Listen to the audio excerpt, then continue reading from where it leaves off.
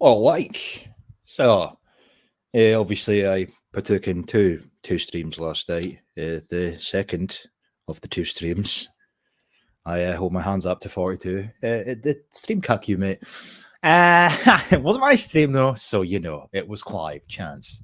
He had myself and Cyborg on, and I'm a missus, obviously. Initially, it was to talk about the Scottish hate crime bill. Sort of took a turn to which I took a bit of a back seat, many regards to. But the stream before that, I was on with my missus again, and Toffee, who's with me just now, and Sensum. The reason I brought up the fact I was on two streams last night, and I've kind of got them mixed up, is because the second stream that I was on, which was No Chance's stream, I'd sent him something before the stream went live about something I'm going to speak about tonight, but obviously because of the sort of trajectory that the stream took, I never had a chance to speak on this matter. So what better way? It's perfect timing. It's fate, in fact, with Ragnar having a strike for being a bigot and totally being a science denier, which, to be honest, I'm all on board with. Yeah, you deserve that strike, mate.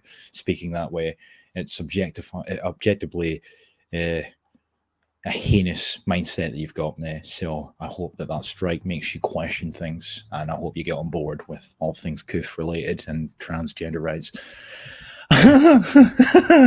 But on that note, I'm not very good with intros and whatnot. I'm not professional like Sensum, and I've rambled for almost 2 minutes, and it really does go to show how fast our lives pass by when you start speaking with a fucking timer at the top of the screen. It's almost 2 minutes of my life wasted away talking bollocks. And on that note, I will introduce Toffee. How's it going, Godji? Not too bad, Godji. Hello, chat. Probably getting sick of my voice. This is the third stream I've been on this weekend. But hopefully you're not too sick of me. Yeah, just talking about, just want to stand up for our good mate Clive. This stream last night, I'm sure some of you have watched it, impromptu. Talking to Sai. Sai seems like a good guy. God bless him. Good luck to the Homeland Party. But I noticed the comments, because I rewatched the stream today, as I usually do. And I noticed the comments in the chat where someone said that he felt that Clive was, quote, because the word stood out to me, haranguing him. That's not the case. He wasn't. It was a disagreement. Clive isn't like that. Clive's a nice fella. He's not the kind of person to just be throwing abuse and being nasty to someone on a stream. Like Sensum says, me and DJ a bit irascible. We've got quite fiery characters. Clive's not like that. And he wouldn't be horrible. He's not.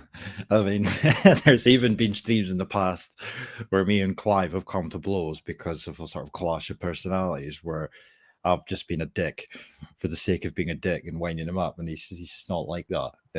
He's just a nice guy, whereas I'm a dick. No, he's not like that at all. I mean, I do think sometimes it's a disagreement on a stream. It's not. People just see it as like a mad argument, confrontation. It's not. It's just people disagreeing. To be honest, I think streams like that are more productive, in all honesty, because it just kind of goes to show in many respects how solidified the concept of echo chambers have become, because many people, the Telegram spheres and whatnot, there's all the different groups. You've got your PAs, your Homelands, your TRRs, and then there's like the Steve Laws type, the independent sphere and whatnot. But even the independent sphere isn't independent, because the independent sphere is built up of independent people such as Steve Laws, but the people that follow them classify themselves as like the independent sphere, right? So it's cliquey, like, and because of that, groups come to blows because of disagreements and whatnot, and you can't follow two of the groups or three or four of the different groups because you have to follow one explicitly and whatnot. But more to the point, when you end up on a stream format or whatever the case may be, you have to you're expected to say things that everybody in the chat wants you to say, and then if you don't say that, then you must be you're being argumentative, you're being hostile. It's like, no, people, it's human nature to disagree on certain things. In all honesty, it would be a lovely, wonderful world if everybody that thought the way that we did all agreed on everything, but we just don't. It's just the reality of the matter. So it's entirely dependent on each and every individual who's watched the stream or goes to watch it at a later date, how they interpret the way that stream went. But in all honesty, as far as the sort of tone to and fro that they had. I interjected occasionally when I got a fucking word in, which is a rarity for me, admittedly, because I talk shite. You know, some will see it as Clive being a dick. Some will see it as Sai being a cuck. Others might see it as productive, and I'm very much in the latter camp, in all honesty. Productive in many respects. Grievances had to be aired, points of contention were debated and whatnot. That's good. There's a lot of people like absorb content just because they want their own opinion, like verified kind of thing. And if you deviate slightly from what they think, they don't like it. Oh, I know. I've seen it myself, like on my own chat, like when I stream sometimes. Not that I do it that much anymore, but I've had the odd twat. The minute you say something that goes against the grain, and I'll have to bring. I brought him up before as an example, but that guy, what's his name, Sarama, perfect example of that. Like that guy just came in all guns blazing. What do you mean? What do you mean? I'm like, mate, like, calm down. like, fuck's sake, yeah. But hey, I think Ragnar's banned for just now, so therefore, as I said, I relate to that in my sort of intro thing. Therefore, I'm quite well within my rights to be streaming right now. I'm not stream cucking, and in all honesty, the Sunday night slot was fucking mine anyway, so I'll do what I want. All right, like, but obviously, the thing that I wanted to initially bring up, which I never got round to, was this, and I haven't found. I don't know. Hold my hands up. I don't know if there's a clip. There might very well be a clip in Parliament, which I will get to at some point when I go on my sort of rampage clipping things. But there's an article sort of quoting the cancerous parasite in question, which is Angus Robertson from the SNP, and it's in relation to the Scottish census that came out in recent weeks. But just to sort of showcase what he says here, the headline itself, government makes fresh call for immigration controls as census confirms aging population. Right? Now, I don't even need to go through the entirety of the article.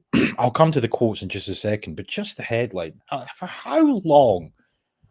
Like, mate, how long have you been on the internet, or even before the internet and whatnot, where you've heard the terms such as replacement migration or the great replacement or whatever being sort of dismissed as conspiratorial in nature, but yet time after time, the so-called conspiracy, as it were, is validated with quotations such as this. This is the headline of an article, and it's just said so matter-of-factly that we need immigration because white people aren't having children. Like, okay, well, what does that mean? That's replacement migration.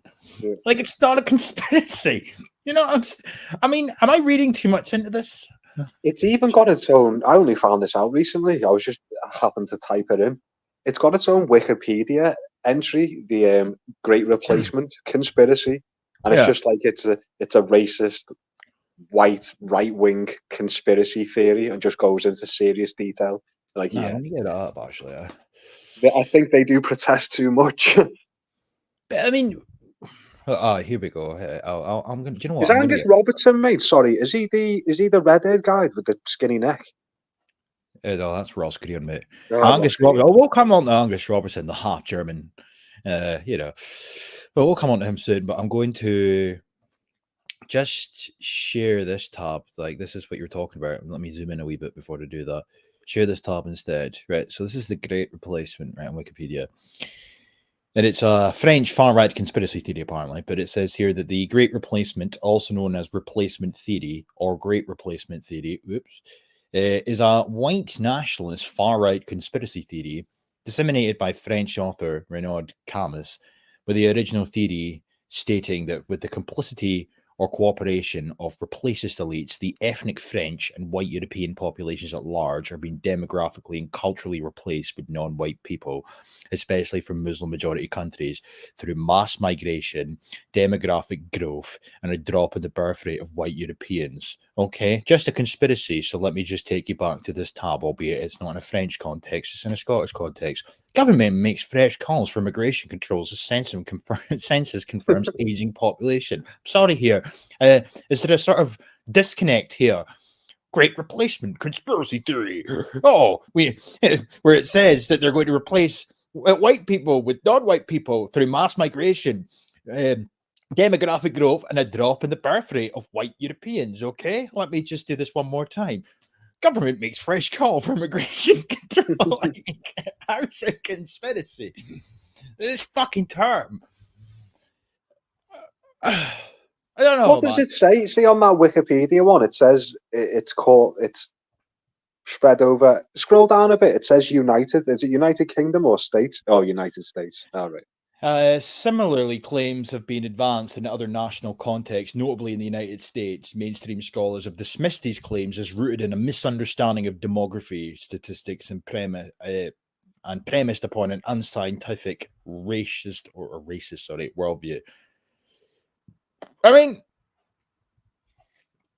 obviously, like Wikipedia and by extension, every mainstream media outlet and whatnot sing from the same hymn sheet in this respect, but. So they're going to obviously phrase their descriptions of what they class as conspiracy theorists in a sort of besmirching manner and whatnot. But again, just for like the fourth time now, let me share this tab. Government makes fresh call for immigration controls as census confirms aging population. At what point do you take a step back from all of the smears and the nonsense and realize that something is very wrong here? What news outlet is this from? This is from the Holyrood magazine. Right. So just to kind of go through this article a wee bit here. So initially it says that, let me zoom in a bit if I can. That would be nice. Look at Margaret Taylor. Look at that face. She's just got that classic lefty look about her. Let me see her. Can I get her in on another tab? Oh, it's a bit small. Or I would.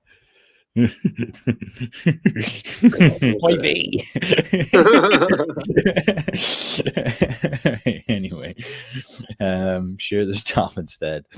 So it says here that Scotland's population has hit its highest ever level in March 2022, although population growth was slower than all other parts of the UK, and there are now more over 65s in the country than there are people under the age of 15. Right.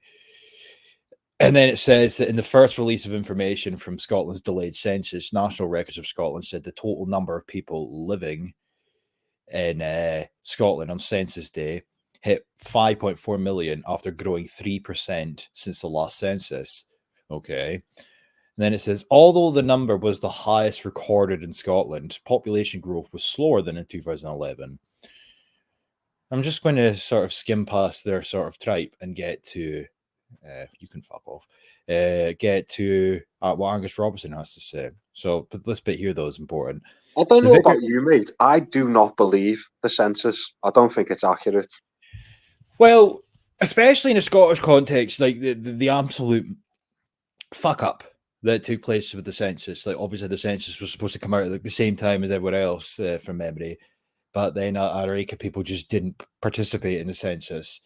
So you're always going to have in a census people that make false claims. You know, so for example, a Polish person here could write, "Well, I'm Scottish." Well, you're not. Exactly. You're Polish, right? So you're going to have to take that into account.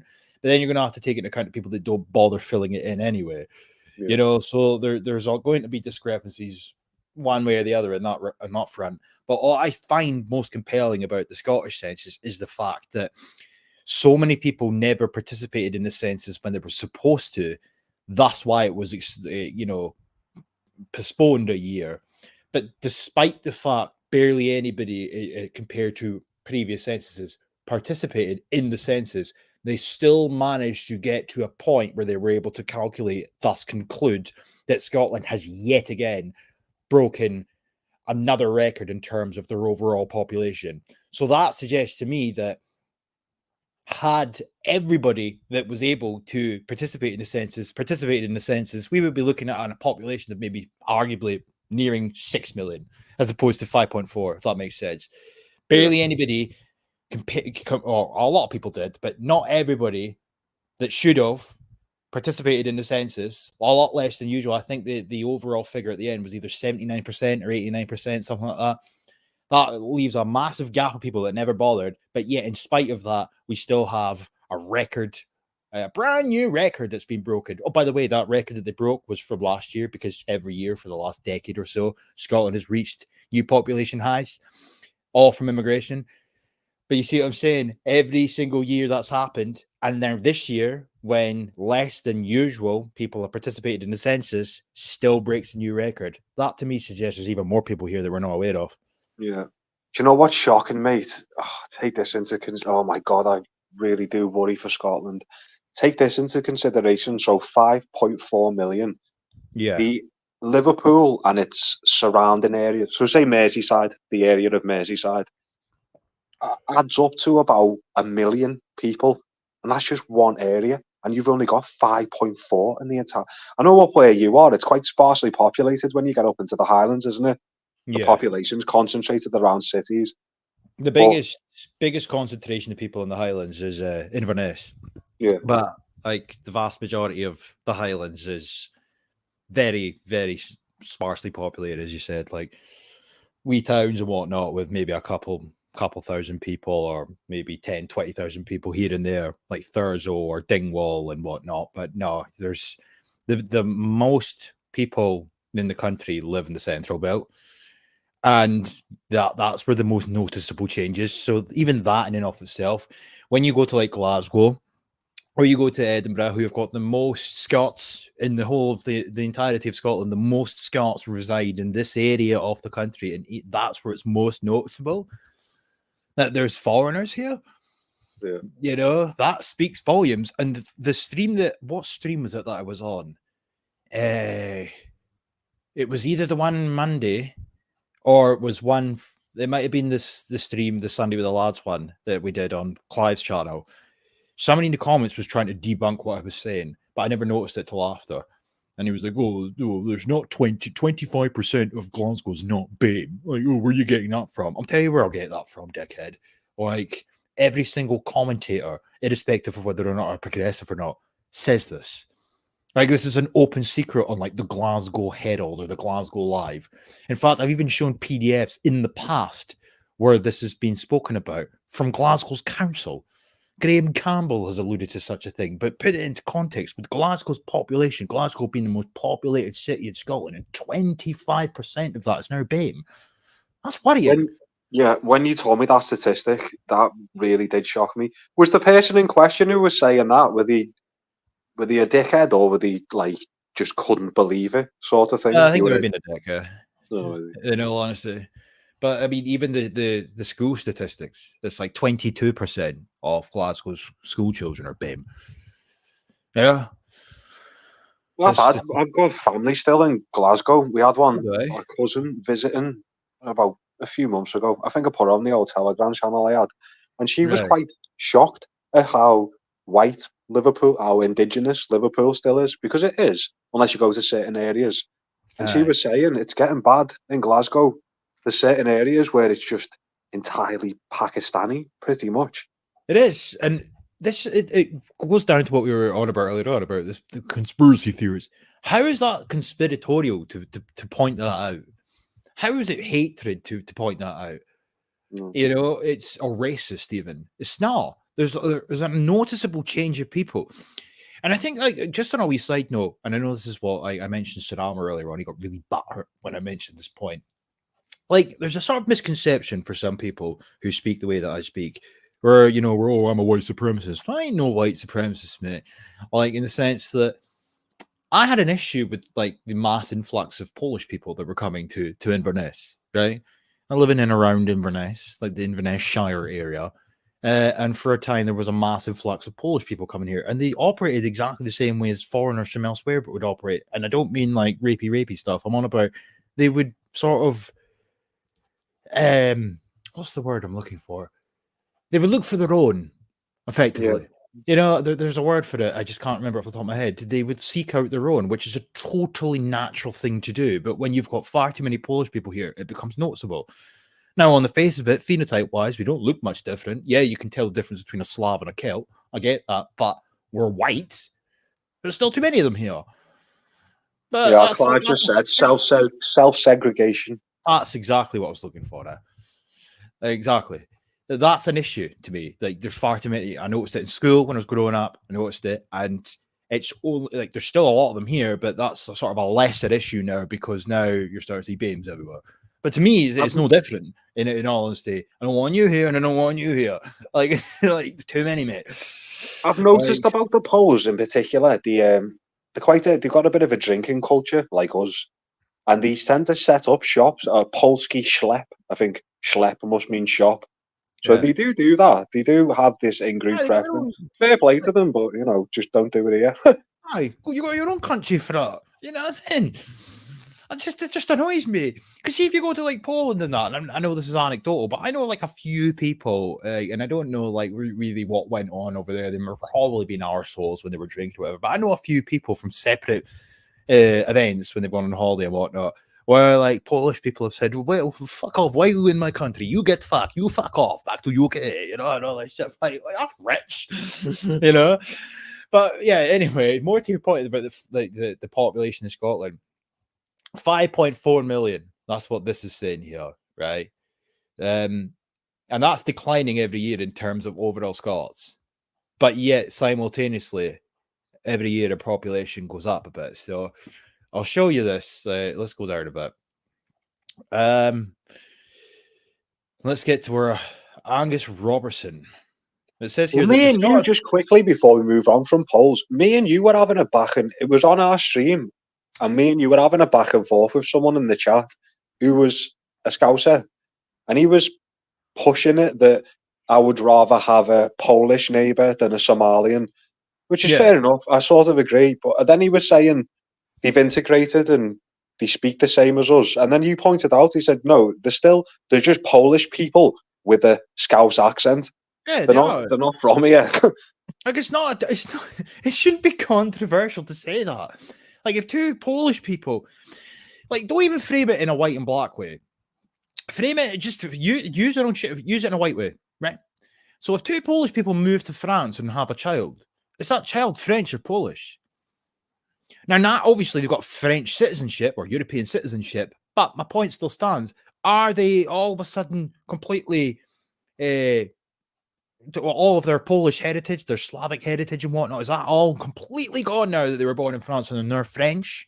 Are they ethnically French? Are they one of the French?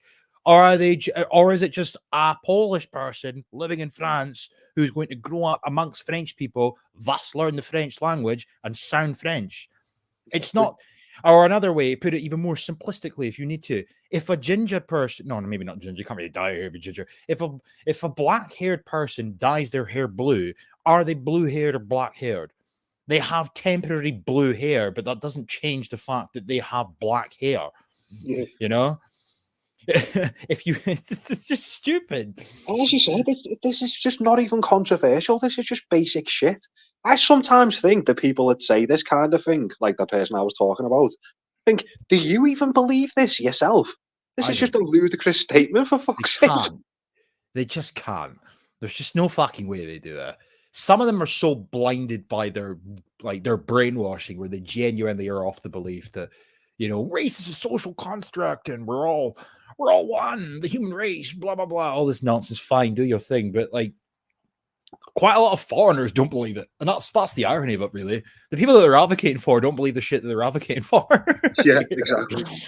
Yeah, that's what's funny about it. You go up to some Bengali and tell him that he's got, you're just the same as the Vietnamese, man. See how that works out, yeah. The Scottish government has been calling for the UK government to devolve immigration power so it can attract more working age people to help pay for the aging population via taxes, right? The census showed that the population grew due to inward migration. Right? As with more deaths than births over the period, the overall population would have shrunk by 49,000 if people had chosen not to move to Scotland. Okay? And here he comes here. Angus fucking Robertson. So he says here that the government plans to introduce a talent attraction and migration service to support more people to live and work here and will continue pressing Westminster for control of immigration. Then he goes on to say here, and I quote, Today's publication represents a historic moment with the largest population ever recorded by Scotland's census of 5.4 million, an increase of 2.7% since the previous census in 2011. It also confirms this growth has been driven by inward migration, demonstrating that Scotland is an attractive place to live, to come to live and work. However, we know Scotland faces an ongoing population challenge with fewer births than deaths registered in Scotland since 2011, which reinforces just how damaging Brexit continues to be for Scotland with the loss of freedom of movement. He then says, the census also shows us that in line with many other countries, our population is aging. Understanding these changes in the population will allow local authorities and the government to adopt vital public services to better meet the needs of those living and working in Scotland. And then he says, as outlined in the programme for government, we will publish an addressing a depopulation action plan, which will set out the first phase for our response to population decline occurring in some of Scotland's communities. A depopulation action plan, right? Just literally, they've just spelt it out, for fuck's sake. But hey, now, it's a conspiracy theory. You know, it's really not though. I like the way on that Wikipedia page, mate. Have you noticed? You see all that on the right on hand side of the page, all that little weird fucking hate speech shit. Where's that? Got a big cross in it, but yeah, isn't that weird? Discrimination. Weird, eh? It's almost anti-LGBT rhetoric, blood libel. What the hell is corrective rape? For fuck's sake! Where's that? Oh, what? It's like the third line down. Yeah. Okay. Well, how would you rape someone who's been a female? It says it's a hate crime in which one or more people are raped because of their perceived sexual orientation, such as homosexuality or bisexuality. Really? I don't know. Maybe that's the thing. We're getting into touching down there. Like, look at Clyde there. Did you say Scotland had an Asian population or an Asian? Well, you know, both. But yeah, I need to get this fucking screen box share. There we go. So I think I found this as well. This was a hyperlink from this. It comes after a report from Migration Policy Scotland. All right, so if we click on this, share this tab instead. Attitudes to immigration, a view from Scotland. And it says here that Migration Policy Scotland research finds Scotland's attitudes to immigration have warmed considerably, with the key findings being a greater proportion of the Scottish public want immigration to be increased, 38%, rather than decreased, 28%, although those wanting an increase mainly support a modest increase, while those wanting immigration to decrease want it to be reduced a lot. A sizable proportion want immigration to remain as it is. Point 2 is that the impacts of immigration are seen as positive by the majority of people in Scotland. This is the true impacts at both Scotland, 59%, and local area level, 48%. And the third point is that people, apparently, in Scotland have a strong preference for labour migrants to have the option to remain in Scotland for longer term to settle and integrate.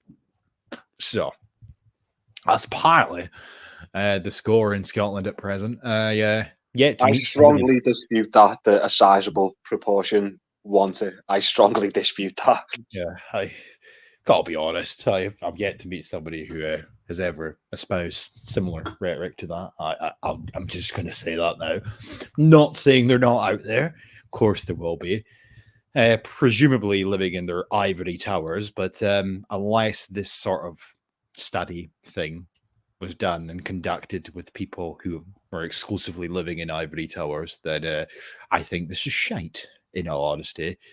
But just in the grounds of consistency, I don't like to fucking sort of refer to statistics and whatnot, such as this regarding attitude, because some will pad it what I believe, others will pad it what I disbelieve.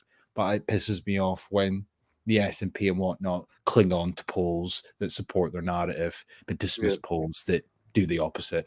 So on the grounds of consistency, I just have to hold my hands up in the air and say, who fucking knows, in all honesty. But nonetheless, this is the hyperlink that they've used in their article here. But just to sort of get back to the main premise of this, is the fact that this is all in the context of Scottish people, or the Scottish population reaching what's being considered an aging population, not having enough children. Just to sort of give a bit of backstory to that, Scottish births have been the lowest they have ever been since records began in 1855. Okay. And in the last decade or more, every single year that has passed, the population has reached a new high. Yeah. Every year it breaks the record from the year prior, and it's all down to immigration. So if you play this out to a sort of mathematical conclusion, and I sure as hell ain't no mathematician, eventually the scales will tip. But before the scales tip, you will start to see changes gradually becoming more prominent, such as the aforementioned Central Belt. Now, this isn't just a Scottish issue. I know England is probably the prime example in a UK context to use, when you've got multiple cities up and down the country of England that are now showcasing very evidently majority, non-majority, or what's the expression? A recent one that shocked me. I did not think this was the case. I knew Leicester was bad. I knew what's that one? Slough's bad. London, obviously, Birmingham, but Manchester, they're now minority white in Manchester, apparently. Don't quote me on that, I might be wrong, but I'm sure I heard that. Manchester's a big city.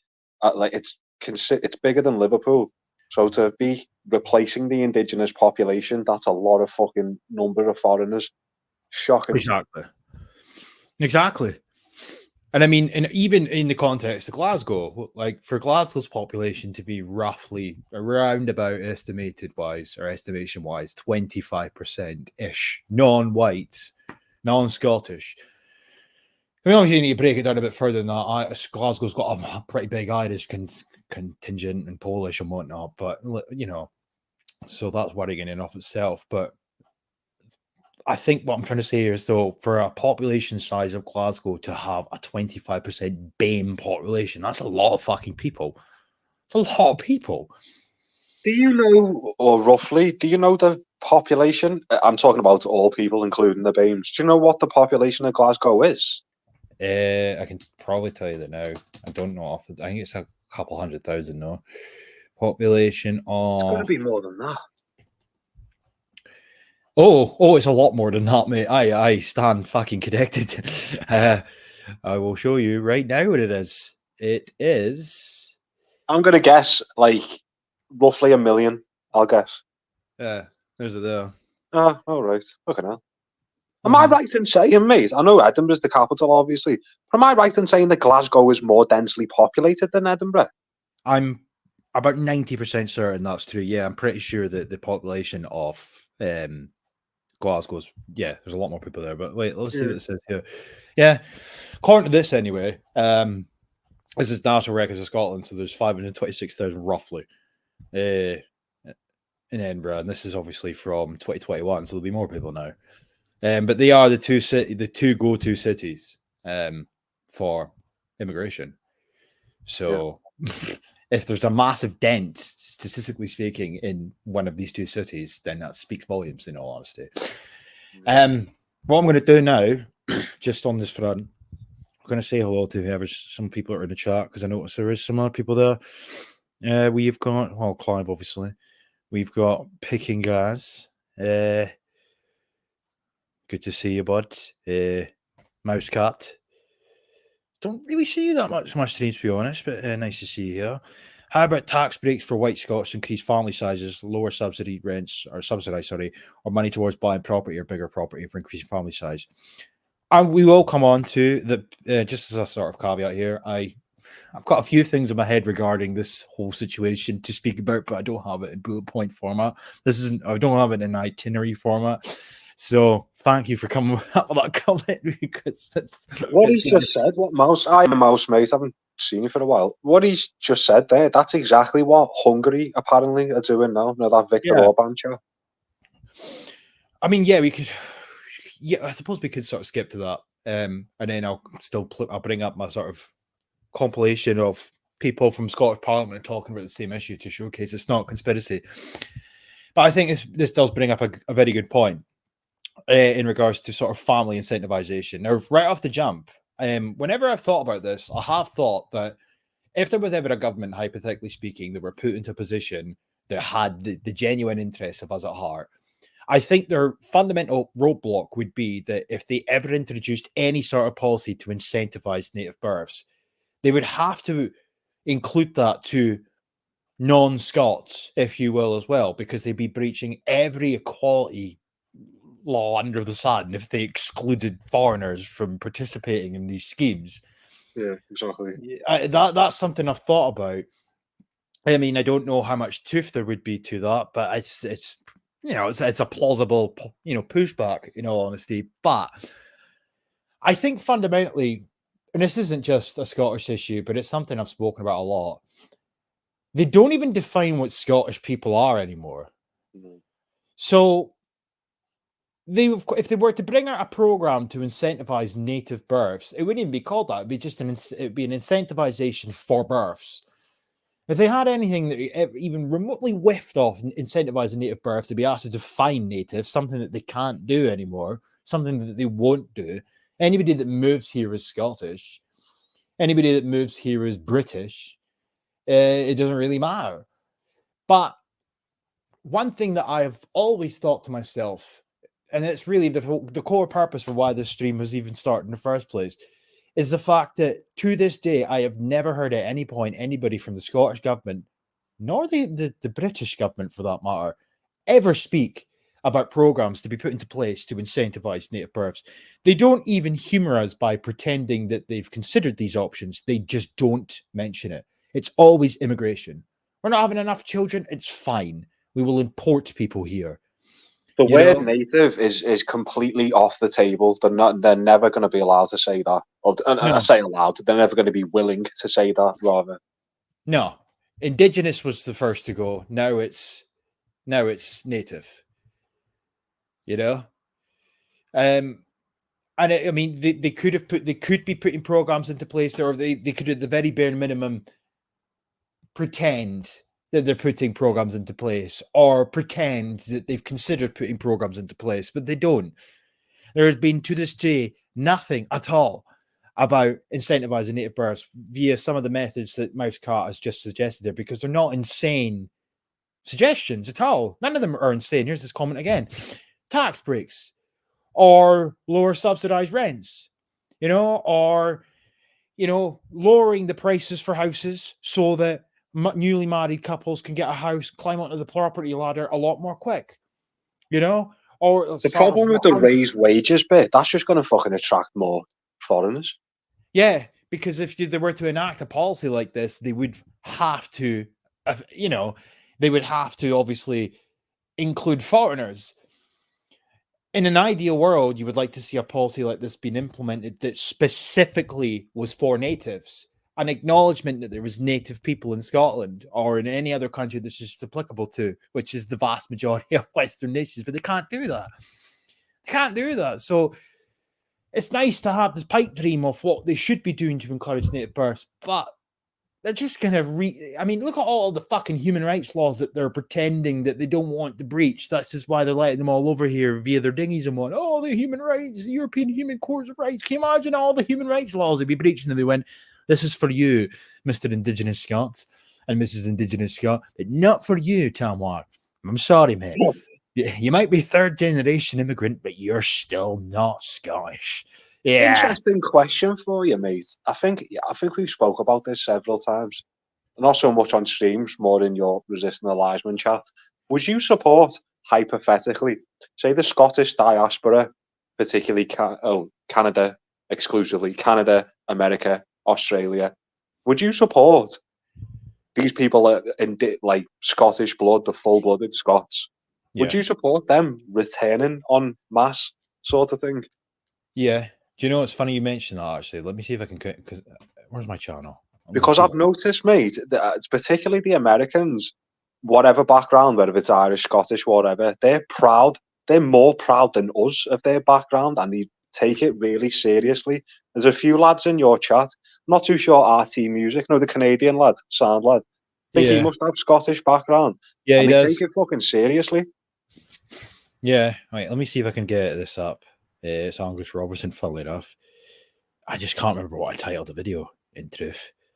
But he spoke. How do you? Yeah, I'll see what I can find on my channel. Diaspora should be up here somewhere. But yeah, to your point there, the Scottish diaspora is about 40 million worldwide. Fucking hell. That's not me just conjuring up. That's a conservative estimate, apparently, right? Now, this isn't me just clutching at straws here. I'm simply referring to statistics No, it's believable, mate. Like most of America, particularly certain states, like Carolina and that. yeah, are just Scottish as fuck. Yeah, and then you got like Nova Scotia, and Yeah. then New Zealand, and then obviously Australia. But yeah, it's round about. That's what they say about round about 40 million. And there was. This is what I'm trying to find in my channel. Angus Robertson, the Scottish government have got some new like plan. And it was something to do with diaspora, and it was like it sounded very promising on the face of it. Let me see if I can get it on my Telegram channel, because I'm not talking bollocks here. Like, it annoys me when I can't remember things. My autistic brain, as Clive would call it, starts to work overdrive. Yeah, But Clive just said that they tend to track and celebrate the roots plus the Scots' contribution to Canada and elsewhere as something to be proud of, whereas us at home take it for granted. let me see what he says there. Yeah, that's what they say. For people with Scottish heritage, Scottish blood, there were 40 million worldwide. So, even if 1% of that moved to Scotland, there'd be a lot less of an issue. That'd be what, 4 million people. Can you imagine what a difference that would make? Same goes, I don't know the statistics and whatnot for English people and whatnot, but I would hazard a guess there's a fucking lot more than 40 million out there that are of English descent. Yeah, I'd imagine so. Surely. Where's my Telegram? I'd say it's probably maybe double that. Oh yeah, without a doubt. But there was this program, and this is just see if I can find this, by the way, because I'm going to show you how fucking disgusting the Scottish government are. Diaspora. Am I spelling fucking diaspora wrong here? I think that's what I'm doing. Wait, Diasporo. Diaspora. there we go. SPRA, sorry. Right, I'm going to share that to my Telegram. Save messages, so got it. Right. Oh, here we go. Got it. Right. Let me get this save messages. Right. So I'm going to show you just how disgusting the Scottish government are in regards to. Do you know what? I've just played that back in my head. I've just absolutely spelled that completely wrong. No, you weren't wrong, because I found it. So, but this was and there is a clip somewhere on my channel where he was talking about this, but I can't remember the name of it because I never titled it that. Doesn't matter. But here's the article first, right? So I'm going to share my screen here and show you. So this was they were talking about, there was some sort of diaspora program that they had, right? Share screen, introduction. Here we go. So this is their Scottish Connections framework, right? And it says down here, Scotland's diaspora is an extension of Scotland itself, right? Our living bridge with people, our organizations and communities around the world. Internal relations are fundamentally about relations, between governments, of course, but the ties between people and communities are also vital in increasing global peace and prosperity. The Scottish government has long believed that better engaging our diaspora, family and friends of Scotland globally. Now, let me just I know most people in the chat probably know what diaspora means, but just for anybody that's not aware, diaspora means an extension of said people. So in this context, think Highland clearances are just Scottish immigrants that ventured to pastures new, right? They're Scottish. How do they know that they're Scottish? Because they share the same fucking blood and DNA as the Scots still here. That's how it works, all right? Can not only benefit Scotland economically and enrich our culture, but also improve Scotland's connections and reputations, and we want our efforts to benefit our diaspora too. So then they make a few references here to the Scottish Connections framework, right, and whatnot. But I want to show you, because on my Telegram channel, they say, because I'm not going to share the whole fucking PDF because it would take ages, but they say that they want to use this program to promote awareness of the UK ancestry visa to heritage diaspora, promote business and employment opportunities in Scotland for members of our diaspora through our communications approach, right? Use our international network and digital communications to ensure our growing diaspora networks are aware of opportunities for moving to Scotland. Now, I stupidly in my Telegram, back when I posted this on May the 5th, I titled this as potential white pill. When they're talking about a fucking entry into the UK using sort of ancestry visa to heritage diaspora, I thought, wow, you know, this sounds very, very promising. But they didn't mean diaspora as it used to be commonly known. They're referring to diaspora in a modified term, which we should have known in all honesty. And here's the clip here, just to sort of prove my point. Because, you know, Angus Robertson and the SNP don't give a fuck about you, nor I. And they don't know what a Scot is. They want to redefine diaspora. Yeah. They literally want to redefine. What are they redefining us? This is weird. Oh, well. I'll let Angus Robertson explain. I don't know exactly what minute is in this, but it's a 4-minute clip. I'll speed it up though a bit, right? But Angus Robertson wants to redefine. Well, the Scottish government want to redefine what diaspora means. So here's it here. Of 40 million people consider themselves to have Scottish heritage. Many represent Scotland in their own ways, from organising St Andrews societies, burn suppers at Highland Games, to teaching traditional dance or the Gaelic language. Scots have long travelled the world, and this is evident in place names such as Neue Schottland, Nowe Scotia in Poland, and its namesakes Nuevo Escocia in Argentina and Nova Scotia in Canada. They travel for different reasons, as traders, as economic migrants, as victims of the Highland clearances, or simply to make a better life for their families. But many were also part of Britain's imperial adventures, including the transatlantic slave trade. And we open and learn from less comfortable chapters in our history, but also embracing those who descend from those times. Thousands of Scots migrated to countries including the United States of America, Canada, Australia, and New Zealand in the 18th, the 19th, and the 20th century, seeking better opportunities. Many families in Scotland, therefore, have links to these countries today. Over 5 million Americans claim Scottish heritage. Scottish Government's office in Washington, D.C. and SDI offices across the country collaborate with our trade envoys and with Global Scots to increase trade and investment between our two countries. But they also work closely with a range of US-based organisations like the Caledonian Club of New York City, the American Scottish Foundation, the St Andrews Society of the State of New York, and Clan Campbell to deliver a spectacular and a growing series of events at Tartan Week.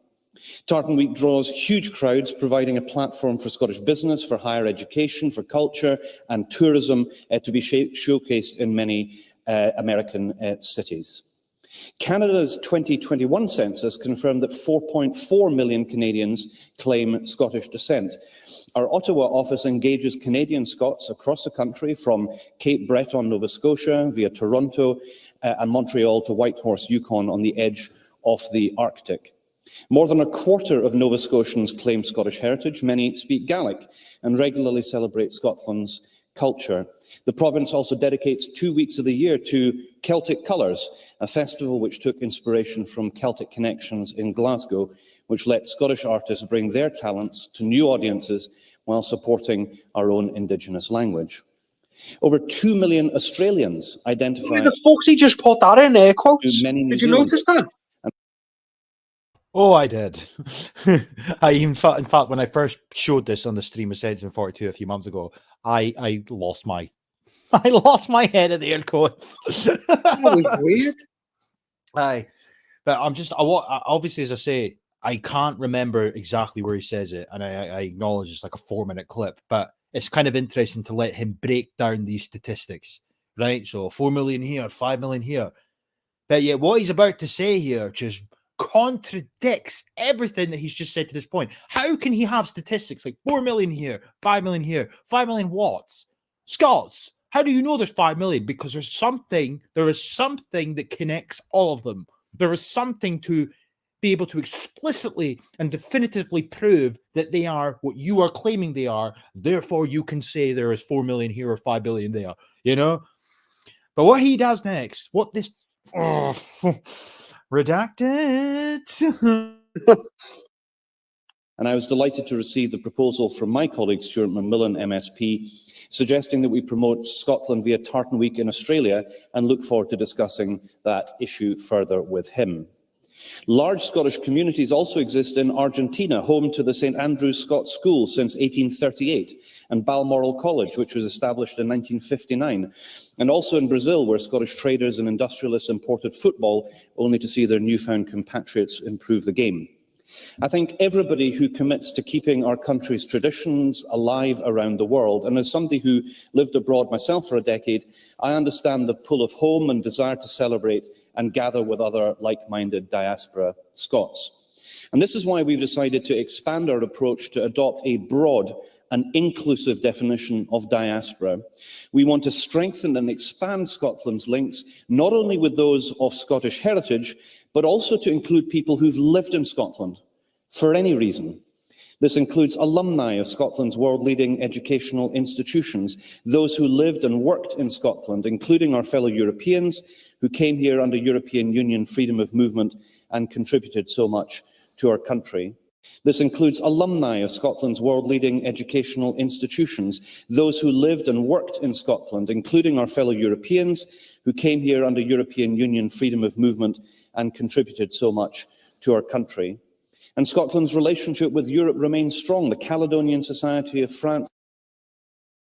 So he wants to redefine the definition of diaspora to be more inclusive, to incorporate people who just happen to live in Scotland or have lived in Scotland, past tense. You know, so immigrants. This is where we're going with this now. So all of the nonsense that he's just brought up there in regards to fucking tartan weeks here and going to New Zealand or Nova Scotia or Argentina or Canada, not Canada, Nova Scotia's in Canada, or America to meet Scottish diaspora, that is all completely and utterly contradicted by what is now being proposed, in the sense that if anybody can be classified as Scottish diaspora, then all of the waffle that he just parroted prior to him saying that means nothing. What do you mean you met the Scottish diaspora in Argentina? Who are they? How are they verifiably defined as Scottish diaspora? Something has to have been put into place for them to be defined as Scottish diaspora. We know the answer to this, and it's not even race realism, it's ethnicity realism, right? That's what it is. But you want to throw that all into obscurity and pretend that anybody that came here, anybody that comes here, or anybody that temporarily resides here, or even somebody who comes here from another country and breeds with somebody from another country and has children here, are all just as Scottish as the Scots that left Scotland hundreds of years ago to set up Scottish parts of the world elsewhere, hence Nova Scotia, which means New fucking Scotland, if I'm not mistaken, or other parts of the world. Like, you see what I'm saying here? So their stupid little program about, oh, we want to make people aware that they can come here via some sort of UK heritage diaspora visa. Well, if you're redefining what fucking diaspora means, does that mean that an Abdul can move to Scotland and say that I am just as Scottish as you because my granddad lived here for 2 weeks in Glasgow? Like that. No, mate. Like, no. Anyone who's ever had a can of Iron Brew Scottish. Exactly. It's just. This fucking scruffy cunt, mate. He ticked so many simp boxes there. Notice part way through, he just needlessly said, introduce football to Brazil, and the Brazilians improved on it. It's like, all right, fucking cock.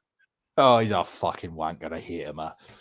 I really don't like Argus Robertson. But I mean, I've got so many clips of him practically like, just bending, pulling his trousers down and like on the table and when, please, you bureaucrats, please.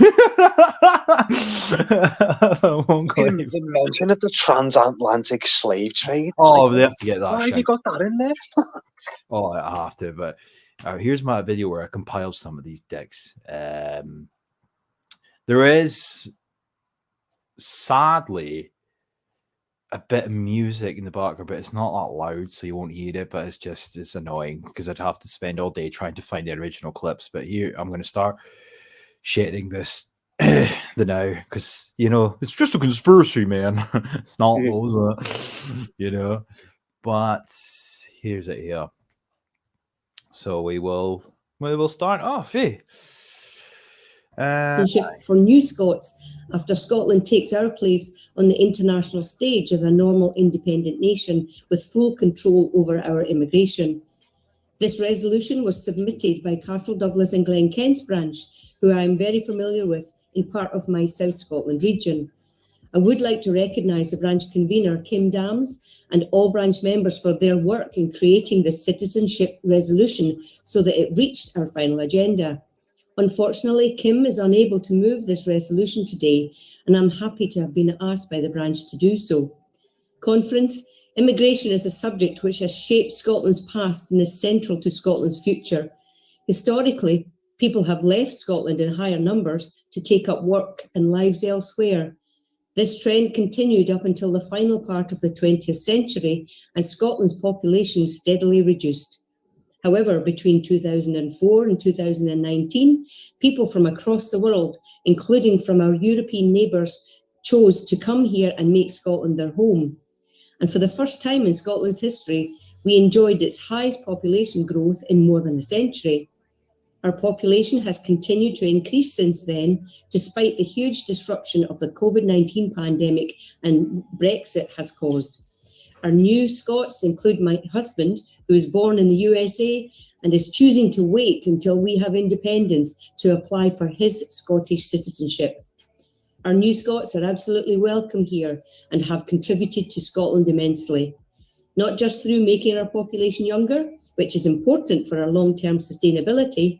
Our new Scots are absolutely welcome here and have contributed to Scotland immensely, not just through making our population younger, which is important for our long-term sustainability, but they have also contributed to our culture, our economy, and to life of our communities across the country. Talk about fucking reading from a script, mate. Yeah. Yeah, Emmy, you fucking fat, ugly dog. Say this. Well, there's obviously that, aye. But, like what she said, there's so much to unpack. But, immigrants are welcome here to make our population younger. Therefore, you have to sort of take a step back and put that into the wider context. We need to make the population younger because as it stands, the population is aging. So importing non-Scots to Scotland will help to rectify the issue of an aging population. Therefore, it's just a conspiracy. Therefore, replacement migration. Said that a husband, a new Scot. I wonder if he's a town one. Aye. Well, Someone said it in the chat there, yeah. Why is she speaking like a primary school teacher? She is, isn't she? Hello, children. I'm going to dictate to you. But this is just the epitome of Scottish politics, in all honesty. You've just got thick fucking cows. I just noticed the cow in the background. Here, mate. I didn't even. That was weird. I wasn't even looking at the I wasn't. That's funny. Oh shit. That's a Wow. family portrait of hers. Oh my god. But here we go, right? Let's get Nicola Thin Lips there. You see this? I mean, this is a common theme. Great concern at the demographic challenges facing Scotland as the size of our workforce declines relative to our overall population, and this is likely to result in falling income tax receipts whilst welfare spend increases, impacting on fiscal sustainability. Challenges are facing all countries, but they're are particularly acute in a Scottish context, and they have, clearly a big impact on the future sustainability of our public finances. Now, there are short technical things we need to do, technical but very important things in terms of the spending review, the review of the fiscal framework, which will determine to some extent the flexibilities year on year that a Scottish government has to manage some of this. But fundamentally and longer term, it's about ensuring that we have a population that is fit for the modern economy that we're seeking to create. Now, we seek to encourage people to come here. We do that in a number of ways. We do that through the international marketing campaigns to encourage people here. We encourage students to come and study here and then try to encourage them to stay.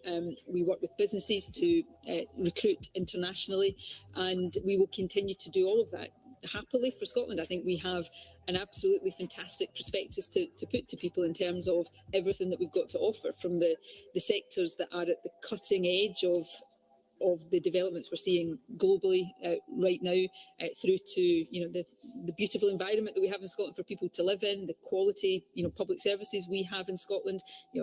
We are deemed to have the best educated workforce in the whole of Europe, I think.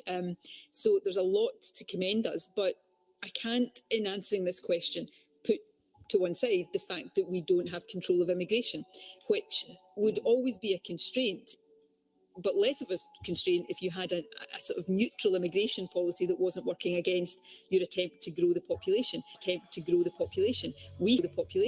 We face an immigration policy that is in absolute conflict with what we are seeking to do in terms of an immigration policy to grow the population. People aren't wrong in what they say, word salad. And as I say, see, if I was more prepared for the stream, I would have condensed everything that I needed to, so you would have just heard exactly what I wanted you to hear. So there's fault on my part in that respect. So word salad, or word mash, as Picking Gaza said here. But at the same time, it can't be you can't take away from the fact that this is exactly what they want to import people here purely because it is the rectification to all of our woes as far as an aging population is concerned. That is their go-to answer. Yeah. This applies to almost all politicians. If she went and got, not that I'm too keen on psychoanalyzing, if she went to a psychiatrist and got psychoanalyzed, she is a sociopath, this woman. If you're normal people like us, if I'm just talking shite and you can see me face, I'll betray it on my face. You'll know I'm talking shite because I'll start feeling uncomfortable knowing I'm talking bollocks and probably start twitching about and giving myself away. She just manages to just reel off this absolute shite as if it's nothing. Yeah. Not an ounce of fucking humility or horrible. I hate this woman. Join the club, mate. Join the fucking club. With the Scottish hate crime bill coming into effect soon, it's probably for the best that she's no longer the First Minister, because rest assured, I'd probably be done for misogyny. But it's the fact that they just speak so matter-of-factly about, we need an immigration policy to grow our population. Depopulation this, depopulation that. We need immigration. There was never at any point anything ever suggested to rectify the issue. I'll even go a step further than that and pose the point of saying that they never look into why births are declining.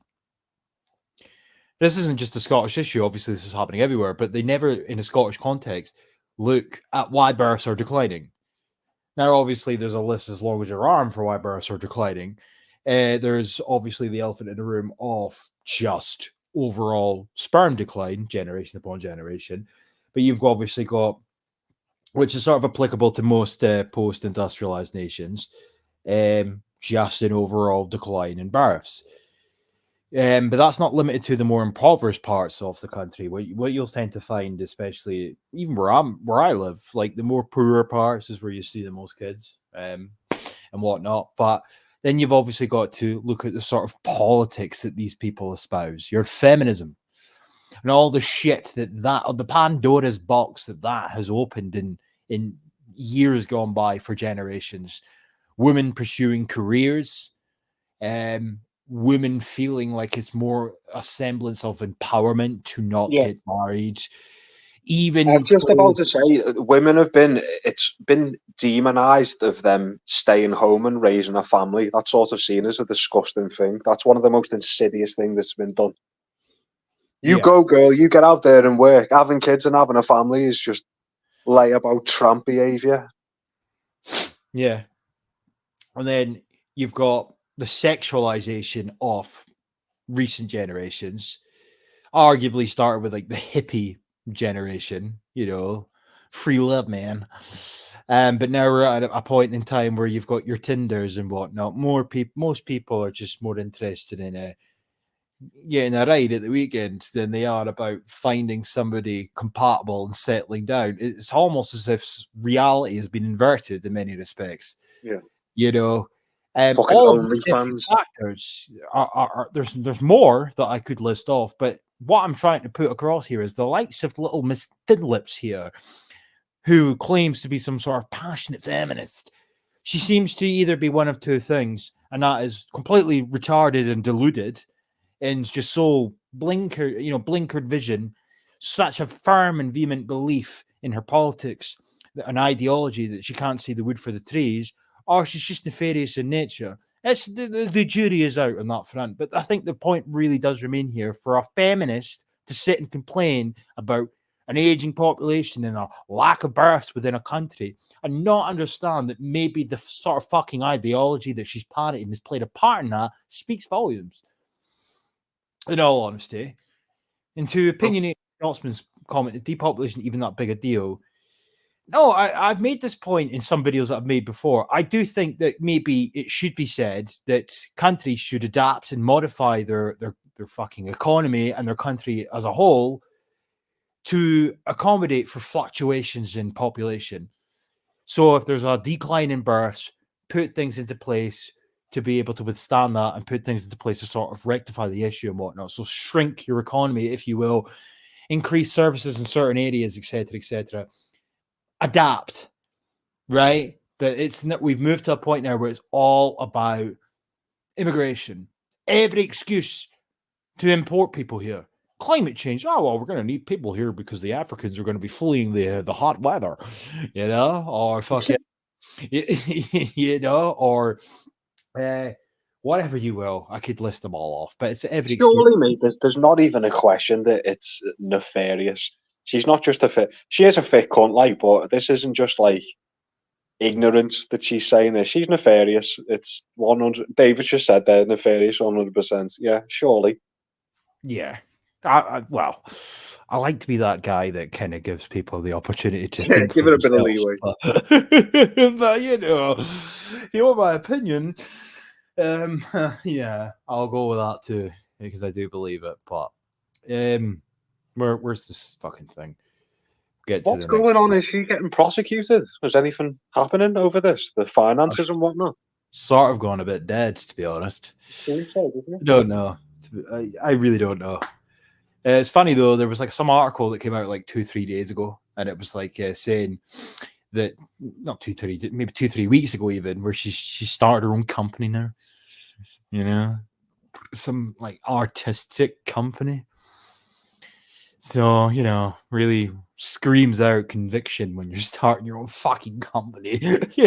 But that's like when drug dealers like set up a sunbed shop Just to launder the money. Or Turkish barbers. Yeah. Yeah. A vape shop. Oh, aye. But who knows? I said from the get-go that I didn't think anything would come of this, didn't I? And when I first said it, I obviously thought, yeah, okay, I come across as I'm being Mr. Negative, but there was sort of method in my madness, really, because I kind of feel like, dare I say, I am being vindicated. But we'll see, I guess. Of having key powers to the future. We need to grow our population over surely the advantages of having key powers to the future sustainability of our economy. A less altruistic reason. We need to grow our population over the years to come because our natural demographics are not positive. So we need to attract people to come here so that we've got those to do the jobs and service the economy that we need. So that's a really big commitment. I feel it very personally, but it is also really important for our hard-edged interests as a country. Sorry, wait, she just said, pause it a minute. She just said a less altruistic reason. I don't even know what she fucking meant by that. I genuinely don't. Like, what's she on about? It's a less altruistic reason. What does she mean by that? I had to just to clarify what altruistic meant because I had a brain fart. Altruistic is showing a disinterested and selfless concern for the world. Yeah, but I just don't understand in that context. Like, what do you even mean by that? Yeah. I don't know. But again, like, it's just a small little clip. And yes, you could make the argument, oh, you're just showing clips of, like, puppets and whatnot. Yeah, I get that, but bear in mind. Oh, yeah. Yeah, she means we're being selfish because we want GDP to keep increasing. Yeah, pretty much, yeah. Spot on. Aye, but I can debunk that too, though, with this. Let me show you. Let me show you right now. Share this tab instead. This is the Scottish Government. Wellbeing economy. Making the transition to a wellbeing economy is a top priority for the Scottish Government. This means building an economy that operates within safe environmental limits, climate change, and which serves the collective well-being of current and future generations first and foremost. Our economic transformation, that's a word we hear all the time, aims to fundamentally reshape our economy, delivering a just transition to net zero, nature-positive economy based on the principles of equality, prosperity, and resilience. Saying here that Scotland is a founding member of the Wellbeing Economy governments, which includes New Zealand, Canada, Iceland, and Wales.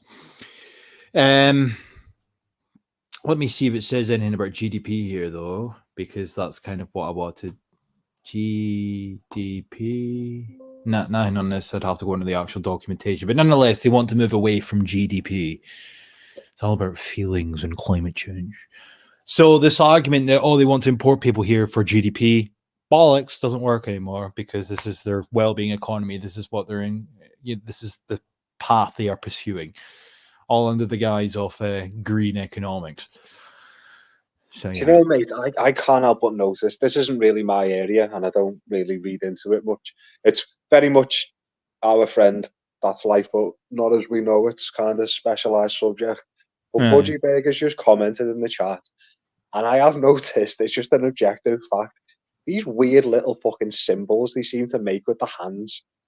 I don't read too much into it, but it is a recurring theme. Like, I'm sure when I'm talking, I don't just make little mad fucking like they do with the hands, and they all seem to do it. I don't know how relevant it is, but it's like Freemason shit, like. Yeah, it is, isn't it? Fuck. Aye, 2 seconds. Clive asked me how long it was going for, so I wonder if he's wanting to jump on. I asked earlier, but I think he's. Well, I asked him earlier, but he said he's with his lads. Yeah. Send him the link. Yeah, I'm going to do now. Because I was thinking when we get to, conclude all of this, I've just spent the last like half hour or so sort of doing an AMA type shit for the pair of us. You might Oh. jump on actually because it's nearly 9 o'clock, so the kids are probably in bed now. Aye. Oh, I'll send him a link now. Eh, Can I ask, mate, a little bit of a tangent, but it's something I'm interested in. I fire remember on. asking you and PBC a while ago, and I'm not sure what island you said. What is the island off Scotland that you said has got a mosque on it? I'll and it's show like- you in just a second, my friend. Is it the Outer Hebrides? It is, and in fact, there's even a YouTube video about it. That is honestly one of the most jaw-dropping things, and such a prime example of Yeah. quote unquote the Great I Replacement. want to show you the thumbnail to this video before I play it. All right, present. Where is it? Isle of Lewis. Oh, I've said it there. Anyway, That was it. I've said Lewis, but nonetheless, there's a look at the thumbnail. Look at the guy in the thumbnail. Fuck's sake! But yeah, the Isle of Lewis, which has got the Scottish Storm away on Stone. Lewis. Kenny McKay's just said. Yeah, it's got the Scottish Standing Stones, the Callanash Standing Stones, which are even older than the Standing Stones in England. But fuck those how many years, and they've just let's just plop a mosque on there. How far off the mainland is Stornoway? I've never been, mate, so I can't answer that. I don't know. I do want to go, but I'll play this clip.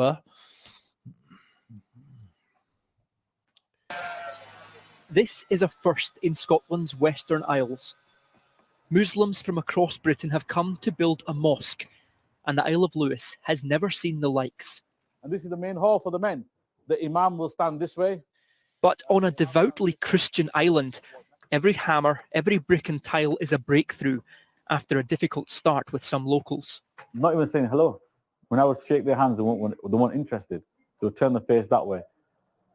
To now, people actually coming themselves to the door, donating to the mosque. Islanders who are Christians, hardliners. That's a remarkable transition. Why do you think that's happened? Because we're all the same. Lewis lies in the Outer Hebrides, Well, we're not, are 100 we? miles from a mosque. A strict interpretation of Christianity reigns here. Work still comes to a halt for the Sabbath. And one church is standing firmly against the mosque. I'm a Christian minister who believes that Islam is a false religion fundamentally incompatible with Christianity. How God could bless I you, Graham. encourage anyone to go and visit that place? I do wonder how you can reach that conclusion, but you say you haven't studied Islam or the Quran. I have not studied it in depth. I have read certain things about it. I'm not interested in dialogue and trying to make out that we are the same, because we're not. And it would be deceitful to suggest that Islam and Christianity are the same. There has been no formal opposition from other churches, and among the people here, there is genuine support. There's for anyone to go in, so I'm looking forward to going in and seeing what they've got, and I think it's about time. They wanted donations for prayer mats, so we went down yesterday and donated. You've donated money to help the mosque? Well, I'm not bothered. Everybody's got their own religion, haven't they? So. The biggest You're impact fucking will be on bedazzled about and 80 flung off the Muslims roof, living you say? here. People like Khalil, who's gone without a mosque for 4 days. Sorry, what? I said she'll soon be bothered if she ends up getting flung off a roof the day. Yeah. Exactly, yeah. And I mean, the Scottish. Did you notice Island- me? A little smirk on his face before he goes, we're all the same. He smirks just before it. He knows he's a Trojan horse. He knows full well, and he knows what he's done. Bastard. God bless Graham, that fucking Christian. That was just a hit piece on Christianity, that. Disgusting. Yeah. No, without a doubt. And I mean, the vast majority of the Scottish Islands are they're very, very, very Christian. So to just dump a mosque in amongst all that is just it's just I mean, I struggle to find the fucking words to make a fucking, pardon my French, adequate sentence, in all honesty. It's just the equivalent of throwing up Orthodox churches in the midst of wherever the fuck Mecca is or whatever. I don't know anything about them. It's just. Sorry, what? I wish the Christian fella was a bit more on his game when he sort of done that little gotcha, and he was like, "But you said you haven't studied Islam," and he sort of stumbled a bit. But Yeah. God bless him. And he's No. right. We're not the same, and it would be dishonest to say otherwise. Oh my god. Oh my god. What the fuck is that thumbnail, mate? It's Jordan Peterson with makeup on. Is it? Is that real? Yeah, it's I think his daughter done his makeup or something. I don't know, when he was having one of his. Oh, you're being serious? I thought you were joking. No. I did kind of edit it a lot. I'll send it to you. And I've done one of those AI images things that made it look like he was cross-dressing as well, but the makeup's real. To be fair, women have got a bit of an obsession with putting makeup on you. Any woman, like Bird I've ever known, at some point, they've said, "Let me put makeup on you." Like, no. Why? I've sent you that in Telegram.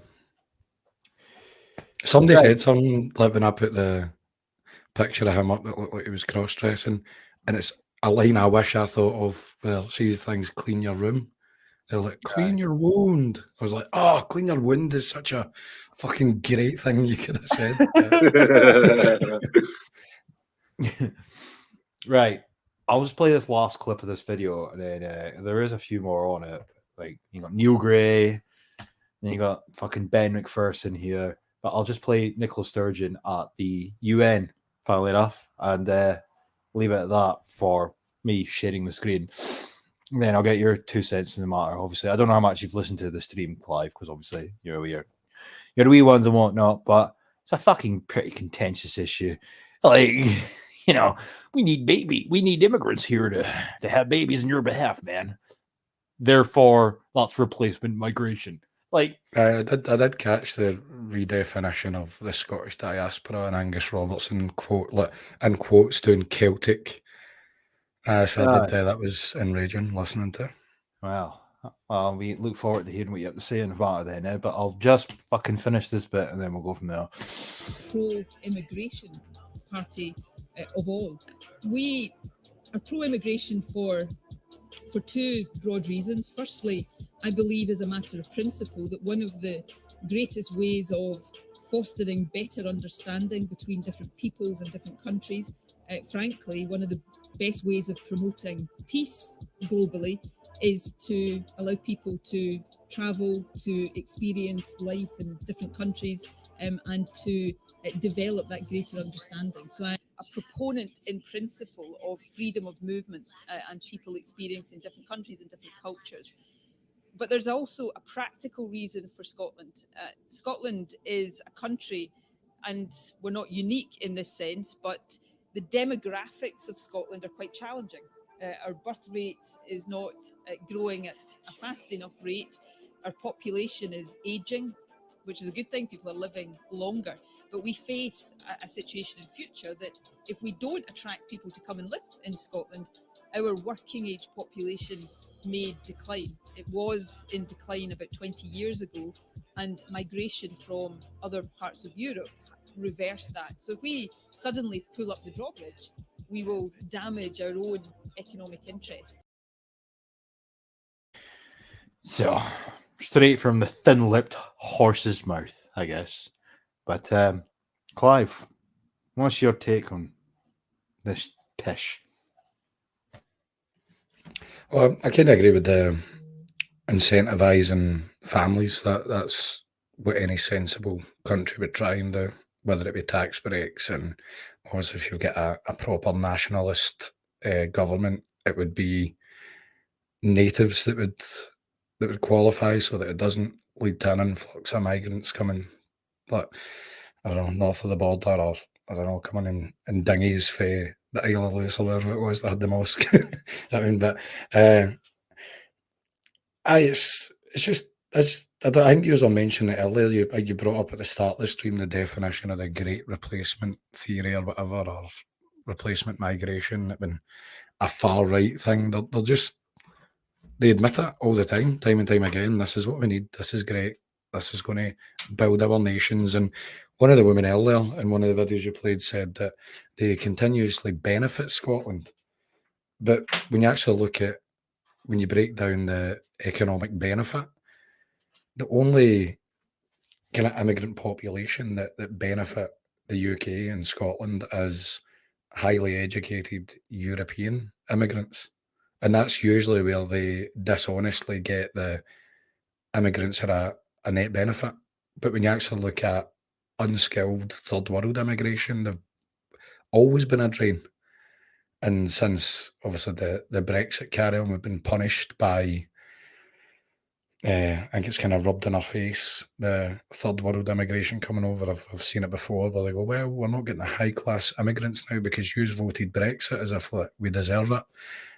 But it should be stopped, full stop. If they know it's a net drain, it's not even the argument GDP, let line go up, which you hear a lot, is line go up, therefore good. Line don't go up, things get worse. But they still frame it in a positive light. So it's, to me, when they know it's a negative, they know it's costing us, they know, well, it's a cultural curse as well. They know it's bad, but they're still doing it. So to me, that's intent. They're doing it for a reason. That is just naked replacement.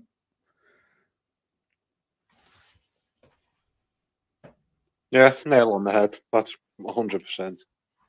I always think, I know you said like you're educated. The benefits usually of immigrants are strictly from European highly educated, but I'm sure you agree. There's nothing that anyone can do for us that we can't do ourselves. Nothing. There's no need for any of these people. Not a single one. Ideally, I would want Scotland, England, Wales, Northern Ireland. I would want the non-Indigenous and population to ever go over, say, 5%. That's almost being generous. I could even say 3%. There's just no need for any of this, skilled or not. 2 seconds, boys. Yeah, I need a PP. I can't find the fucking private chat. Okay. I mentioned at the beginning of the stream there, Clive. I don't know if you caught the beginning. I was saying that at the impromptu stream last night, because I noticed that someone was commenting on the comments to the actual video that you uploaded earlier, and that word stood out to me as you were talking before, harangued. And I was saying, well, he just wasn't, was he? He's not that. I was sort of making out you being a bit of a dickhead to him, and you just weren't at all. And I don't even think Si thought you was either. I don't know if it's my deep monotone that comes across as, Yeah, as a maybe. bit arsehole-ish, but no, I thought it was a interesting conversation, but productive. I still disagree with Si's take. I'm sure he still disagrees with mine, but no hard feelings on my part, and I think it is basically open to interpretation, isn't it? I don't think Si thought you were being a tosser of any sort. Like, you weren't. As I said, me and DJ, I said at the beginning, you're always a measured, calm person. So I don't know how anyone could have.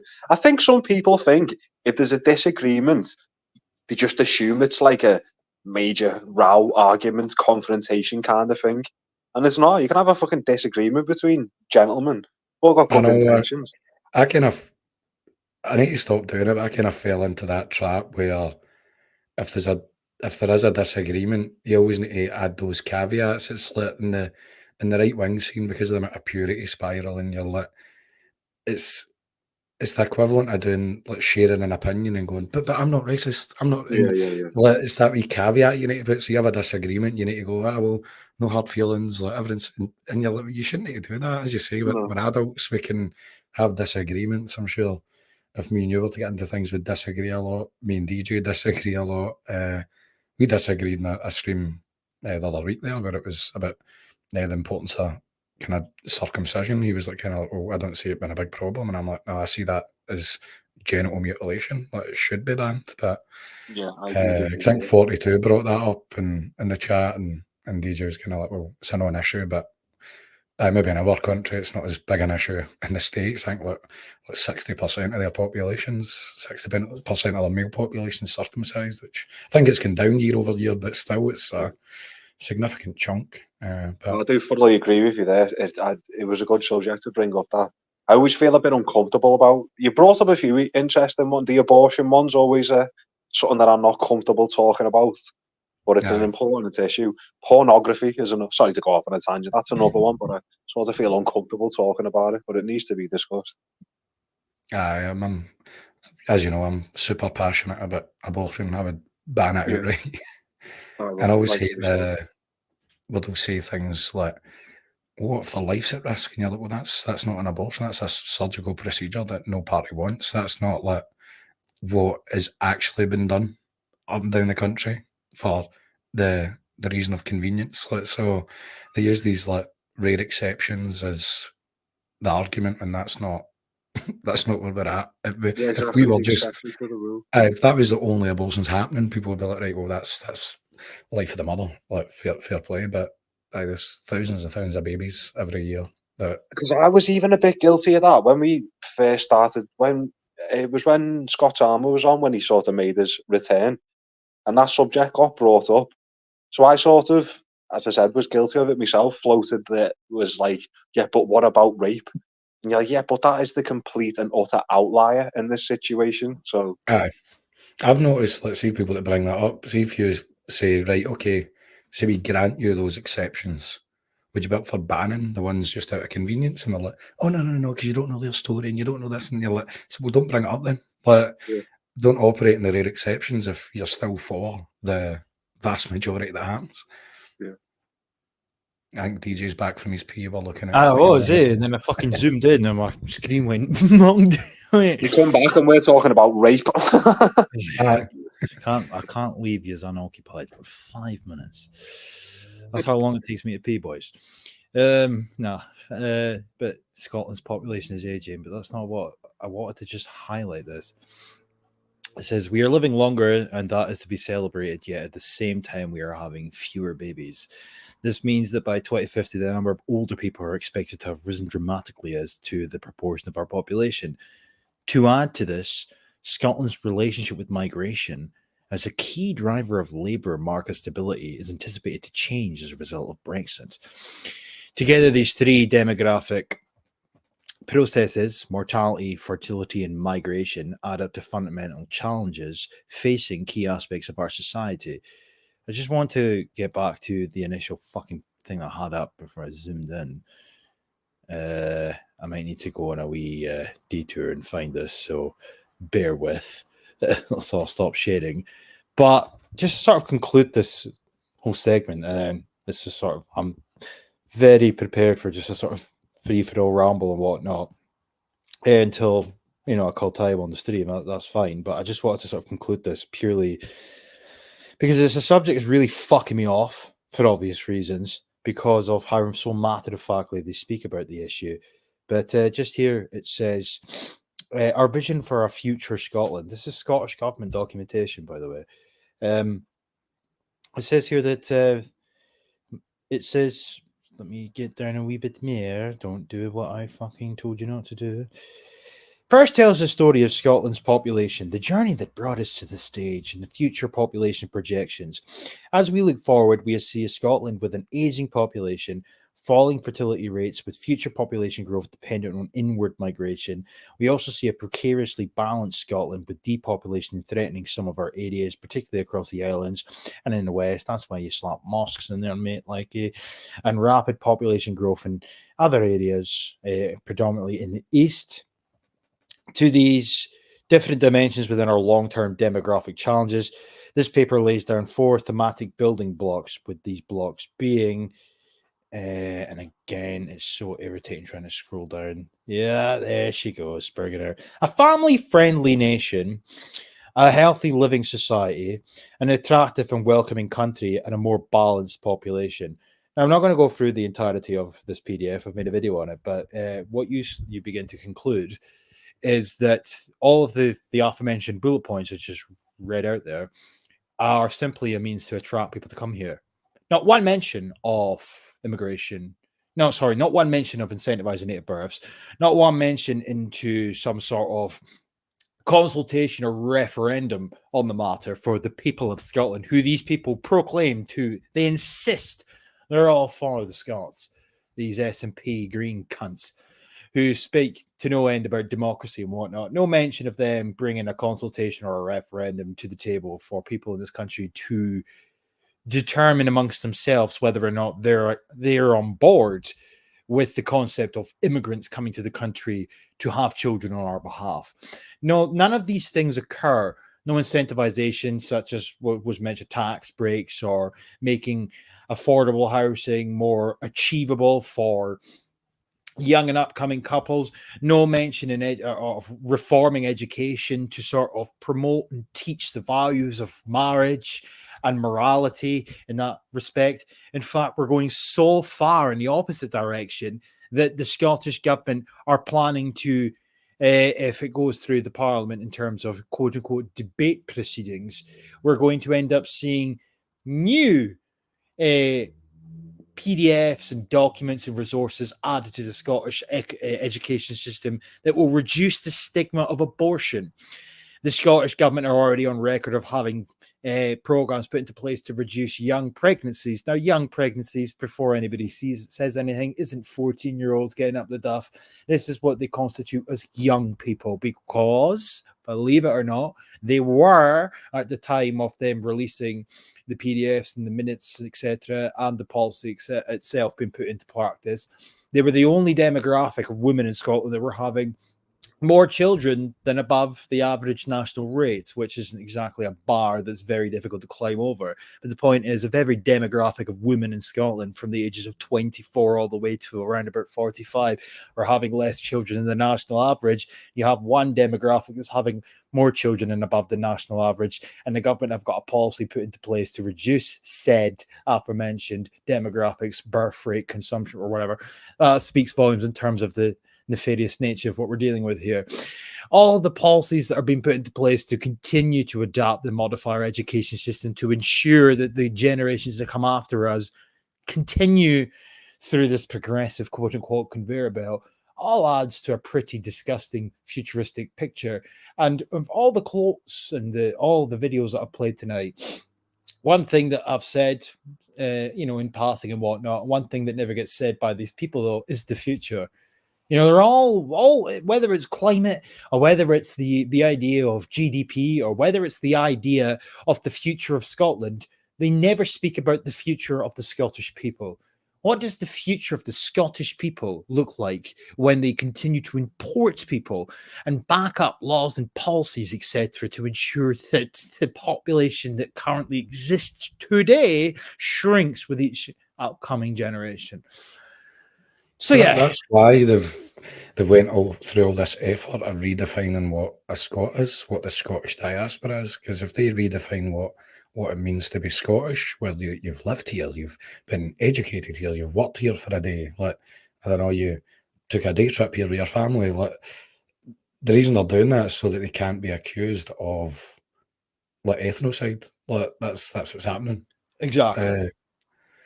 So no, I totally it's agree. all word Even games. if you look at the definitions of genocide by the United Nations, Yeah, I was just about to say, we're a few rungs up the ladder on the genocide definition.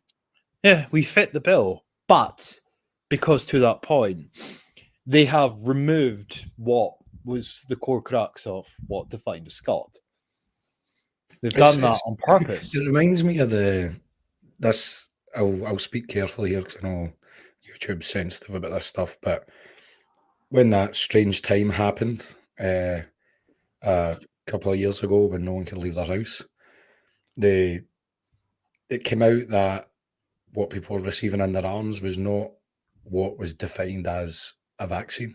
So they just changed the definition of what that was so that it fit the bill. So that's what they're doing. They do something, it doesn't quite land, so they just redefine what the word is. They just rewrite it. And then all of a sudden, presto, they can't be accused of X, Y, or Z. Mm-hmm. Altering language is one of their biggest fucking weapons, and they do it with everything. It's constantly happening, just slightly. It's a bit of a Marxist, it's a strictly Marxist tactic where just altering what words mean, and this doesn't actually mean that. But even altering history, and you see the TV shows where everything's just blackwashed. You probably saw the thing with the BBC where they were claiming that blacks were always here, and it's just all crap, and they basically lift up. Sorry. So you listen to Boyzone. No, was that your ringtone, mate? No, like I was Girls looking at Aloud on or something? YouTube and an advert came on.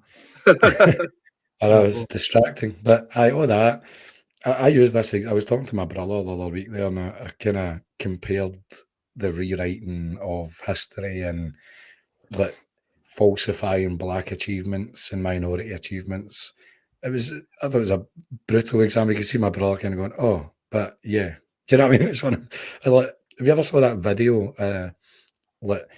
It's like the wee kid that's in a stadium, a football stadium full of people, and then there's this open goal, and the wee kid, I think they're like 2 or 3, and they decide to just like kick the ball in the net, open goal, and then the whole stadium erupts, going, "Hey!" like celebrating this kid like scoring an open goal, and you're like, that's exactly what's happening to the minority communities just now. They're that little kid. The stadium is the Western society, like Western countries, that they're shooting at an open goal. Terrible shot. You know what I mean? Like they couldn't even compete. And it goes in, and we're just cheering, well, over the top reactions. Yeah, you did it. You're amazing. You're like, you're not. Like, if you were to compete in a level playing field, it would be no competition. That's a great analogy. I think I know the advert you're talking about. Yeah, that's a fucking absolutely brilliant analogy. I think it wasn't even an advert, or was it an advert? I thought it was an actual. I saw it doing the rounds anyway. Maybe it was an advert, but it was the kid, open goal. And there he is there, who David Williamson of Lauren. Absolute shite, pure and simple demographic replacement. Well, exactly. It's just remarkable to me. I mean, put it this way, I'm trying to frame this in a sort of way that it could be normie friendly. So let's look at it like dogs, all right? Dog breeders, right? Toffee, you like your dogs. You've got a rake of dogs. I don't know how you deal with that many dogs, in all honesty, but let's just say, hypothetically speaking, that Constantine L10, Toffee, sorry, was,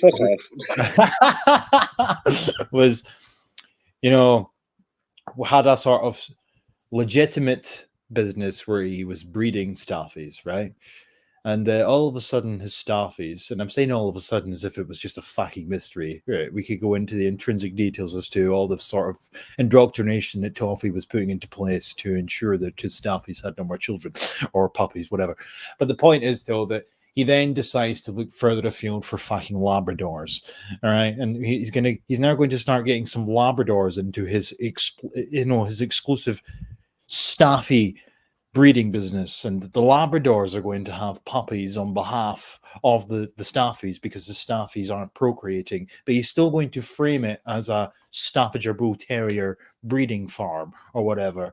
I'm pretty sure people are going to start asking questions when they pay online for a staffy puppy when they're handed a fucking Labrador. But, oh no, it's fine. They're just as staffy. It's the reminds me, mate. Very recently, Staffy diaspora. Exactly, man. Recently, it did make me chuckle. Tommy Robinson was on some stream with some guy, and he was talking about, we know what Tommy Robinson's like.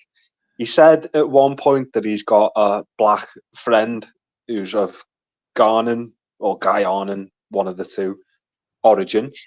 And he literally said this, and I thought, oh my God. He said he's got England tattoos on him, so he's English. So I made the quip. I just fucking paint spots all over my staffies, and then they're a Dalmatian. Just a fucking ridiculous take. Yes, Didn't that make me laugh? But then it calls into contradiction. Who's that guy? Because I don't pay attention to it. Anthony Joshua. Does he not have like a Nigerian flag on his arm or something? He's got an Africa. He's got the continent of Africa Oh, on his he back. can't be English then because his flag on his arm says otherwise. Yeah. Even that, like, that being how you judge Englishness, right? That's as fucking ridiculous as someone cutting their cock off and saying I'm a woman. It's something as superficial that is that. Like, it's makes no Putting the sense. cock off and saying the Jewish. Aye, but Jay Burger, we were talking about circumcision when you were away for a pee because you're circumcised, everyone knows that. But I said like a significant chunk of the population, which I didn't even click that I said that talking about circumcision. But aye, Jay is like, you cooked a curry, yes. It's not even that now. Like DJ played a video earlier. You're young. Yes, that was the only thing they could point to. There's a young population coming. Woo! That fucking. You know what I've noticed they keep using in Scotland, like as a weird little stick to beat us with. I'm not entirely. What's the curry that was invented? Is it? What is it? Vindaloo, tikka is it? masala. Tikka Masala. Oh, Yeah, so they just use that as a weird stick to beat you with. It's like fuck off. No. You maybe want to put that video on me. You know what I'm talking about, don't you? I have to. It's happening. I'm sorry. Anybody in the chat that's got a question for the three of us, yeah, you're going to have to wait because this is more important. We'll give time for questions to come in. So it's Yeah. good. I'm just trying to remember how I titled this video because it's funny as fuck. My favourite. Oh my god, 69 otters. I painted spots on my willy and now it's a pudding. My favourite video is the black guy in the Scottish Museum, like shouting at paintings. Mate, Every face is white in here, and you're like, well, yeah, you're in fucking Scotland. Exactly, but this is what they do, and they do it everywhere now. I mean, it's that fucking bad when a black guy walks into a museum in Scotland and He had starts. his top off as well for some reason. It's like, why have you got your top off? I know, he's shadow boxing as well. You're like, what the fuck are you doing? Aye, but like everywhere, it's like, oh well, there's not enough black people in primary schools. Then that's racism. You're in Scotland, mate. There's not enough black people in Parliament. You're in Scotland, mate. There's not enough black librarians. You're in Scotland, mate. Yeah. There's not enough black Tesco cashier. You're in Scotland, mate. There's not enough black people in the Scottish people. You're in Scotland, mate. At what point can you that just goes out stop the them and window. It's go? white supremacy. It's racism. Aye. At what point can you stop them and just go, mate, are you fucking retarded? Like, Exactly. but see, our favourite lawyer, Amar Anwar, I meant to send you his tweet. He tweeted earlier on today. He shared an article from the Herald, and he's saying the majority of judges are middle-aged, male, and from a white Scottish background. Like, oh yeah, you're in Scotland. Oh my! Do you know what's funny about that though? And I mean, if I had the time, I would go onto my Twitter and find it. Right? He said the same fucking thing on several occasions. There was a little Anam Anwar compilation on my Twitter from like maybe 2021 of him saying the same thing. There's not enough. Scotland's racist because there's not enough black judges.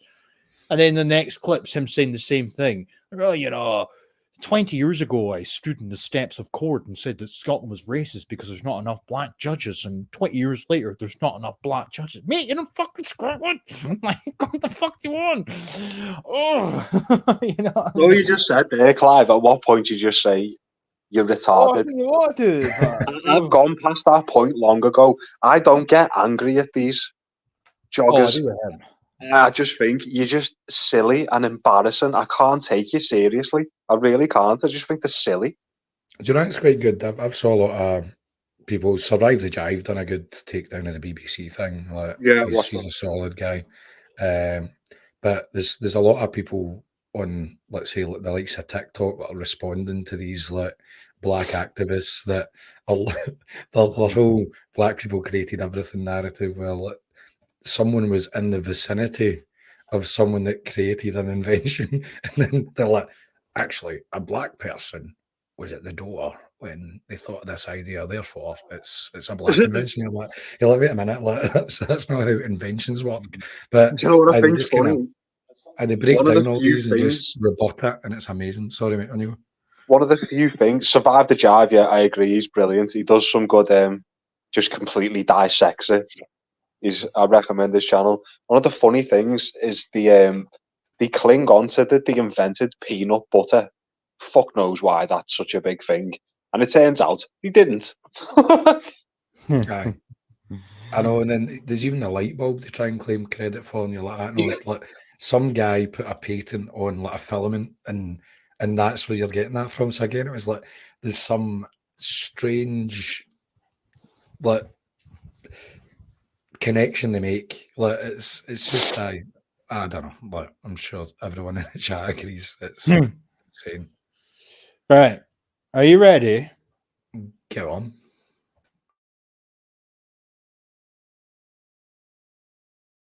No audio, mate.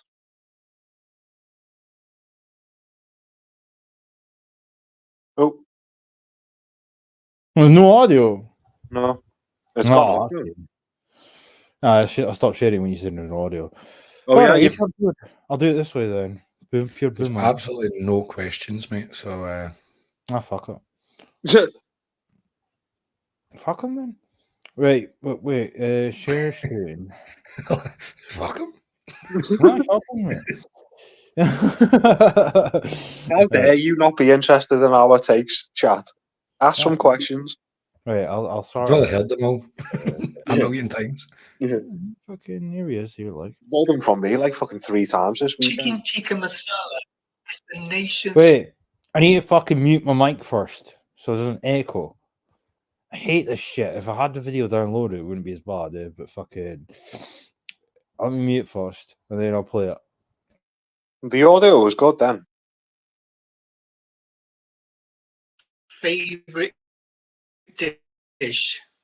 It's a dish that was invented here in Scotland by the South Asian community and Glaswegians. Scotland is increasingly becoming an intercultural country which welcomes people from different parts of the world and celebrates the richness of one another's cultures. Understanding new Scottish communities such as the Syrian communities and their background is crucial to us living together in peace and harmony. There is a risk of creating parallel communities where we live side by side without discovering the beauty others can add to our society. Each emerging community, like the Sudanese community, has something new to contribute into our towns and cities. It's happening. One way is like creating a smoothie where you blend different fruits such as strawberries, bananas, blueberries, and other fruits together and liquidize them. The smoothie might taste great, lose their identity and individuality. The other way is to see it like a fruit salad, cut up in small pieces in a bowl. Each complements the other without losing its flavor and uniqueness.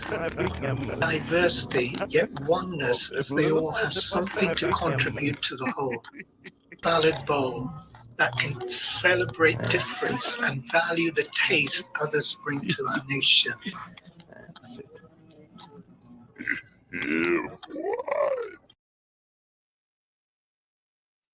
Fucking hell.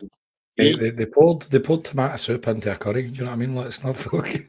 Like, congratulations, you put tomato soup into an existing curry. Like, then all of a sudden that means we need mass third world immigration because it's such a stupid point. That man looks like my bollock. It looks like my bollocks with like a sad face drawn onto it. Oh, that clip always gets me. Scotland's a fucking fruit salad bowl. Thanks, mate. Like, fucking thanks. But yeah, we've got a question in the chat. Someone's asked who's your favourite brown person. Oh, sorry. Is that really? Someone asked who's your favourite brown person.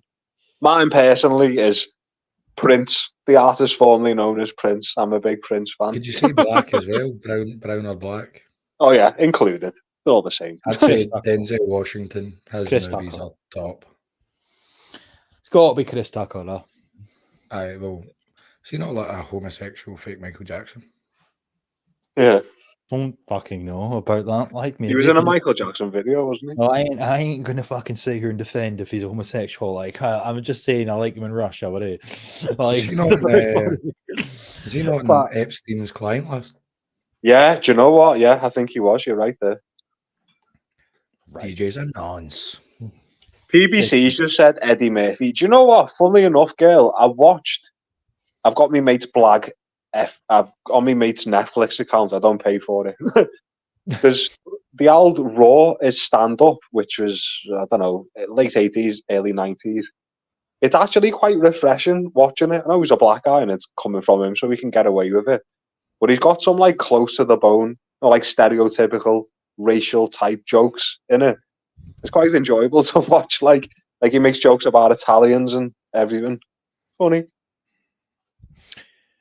Well, you know, I'm just very upset that we're not getting questions here. I mean, fucks, I'm not asking for donations. You don't need to send me a super chat. Like, if you've got anything, well, you've got the three of us on the air. Like, now's your time. And you don't. Do you know what, mate? Sorry, just that you mentioned that. I was simping a bit for you the other day. I don't even know if I told you. I mean, it's understandable, mate. Everybody does. Yeah. Talking about donations, I was just saying, I do not. Anyone who, if you like someone's content, donate to them. You should do. I've got no problem with that. But I just mentioned, I can't even remember who I was talking to. I've just said, I've just always found it. I remember a couple of, maybe a year and a half ago, there was people in the chat who were kept saying to you, because I witnessed it myself because I was there, how can we donate to you? And you refused it. And I thought it was a bit weird about it. To be honest with you, I'd have went, yeah, go ahead, I'll throw me fucking PayPal in there. But it was just the way you refused it. I was like, fucking hell, quite admirable of you, that way. Nah, just as I said, I'm not fucking, like, anyone who wants to donate, he should do. I mean, put it this way, like, if you're one of these cunts who puts your fucking, like, head above the parapet and whatnot, and as a result, you lose your job and whatnot, then I can see, yeah, you're entitled to money, but I'm just a guy on the internet. Like I don't really like. There's been a few over the years, not very many, but there's been the odd person who's like latched on to me, like in terms of like every video, like, oh, like DJ, you know, or like every fucking stream, they're in the comments, like they're trying to slide into my DMs on Telegram and that. They're like super fans, as if I'm some sort of e-celeb. And I mean, thanks, it's flattering, but I'm just not about that. And the same can be said for the monetary side of things. I'm just not about that. There was a point where I could quite easily have asked for donations and begged and pleaded and whatnot when I had the really shit laptop. And my microphone was fucked.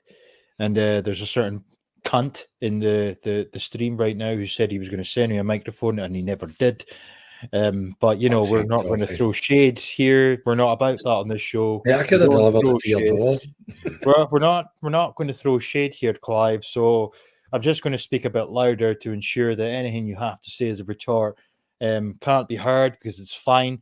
Can't break promises about laptops, but real friends, you know, fulfill promises, but it's fine.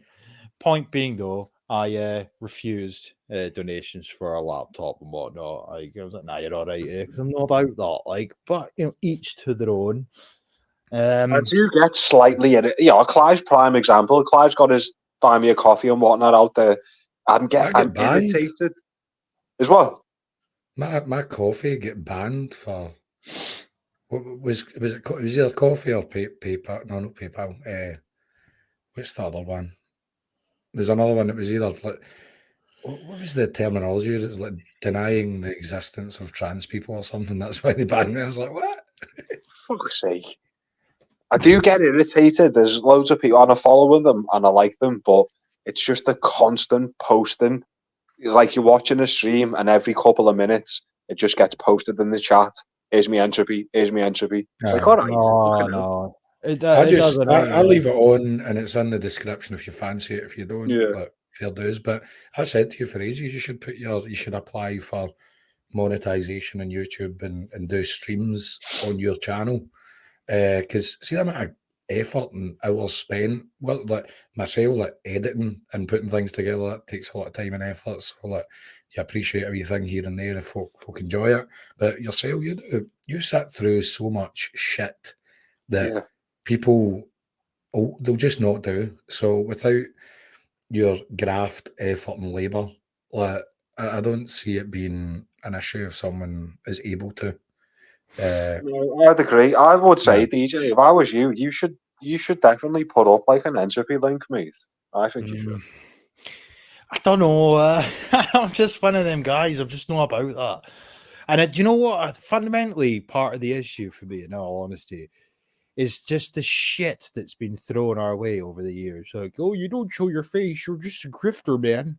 I think if I was to like provide a link, I'd just be playing into people's hands. Yeah. Like, oh, there's the proof. You want people to donate.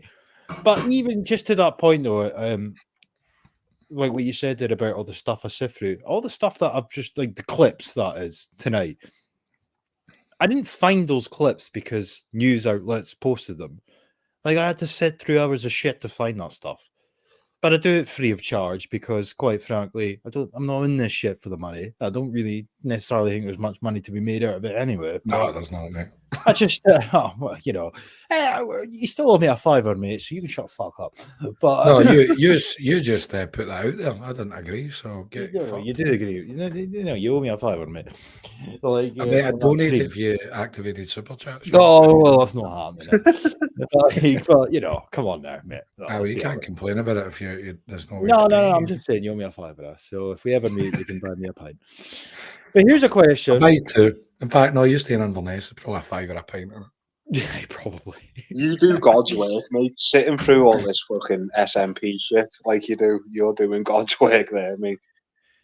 Yeah, well, I'm sort of blessed now that I have a missus who sort of helped me get away from that shit. So now I have to, like, I see her 3 weekends or the 4, and then the 4th weekend of the month, I have to watch like a condensed version of like 60 hours plus of consultations. Normally I would do it in a weekend. So whatever was done in the Scottish Parliament, I would watch all of the week's shit at the weekend. Now I have to watch 3 weeks worth, in fact 4 weeks worth of shit in one weekend. So there's pros and cons to forming a relationship. But here's a question for you. I'm not going to pronounce your name, mate. I'm assuming that's Bengali. It's fine. We're inclusive here. That's easy. Go on then.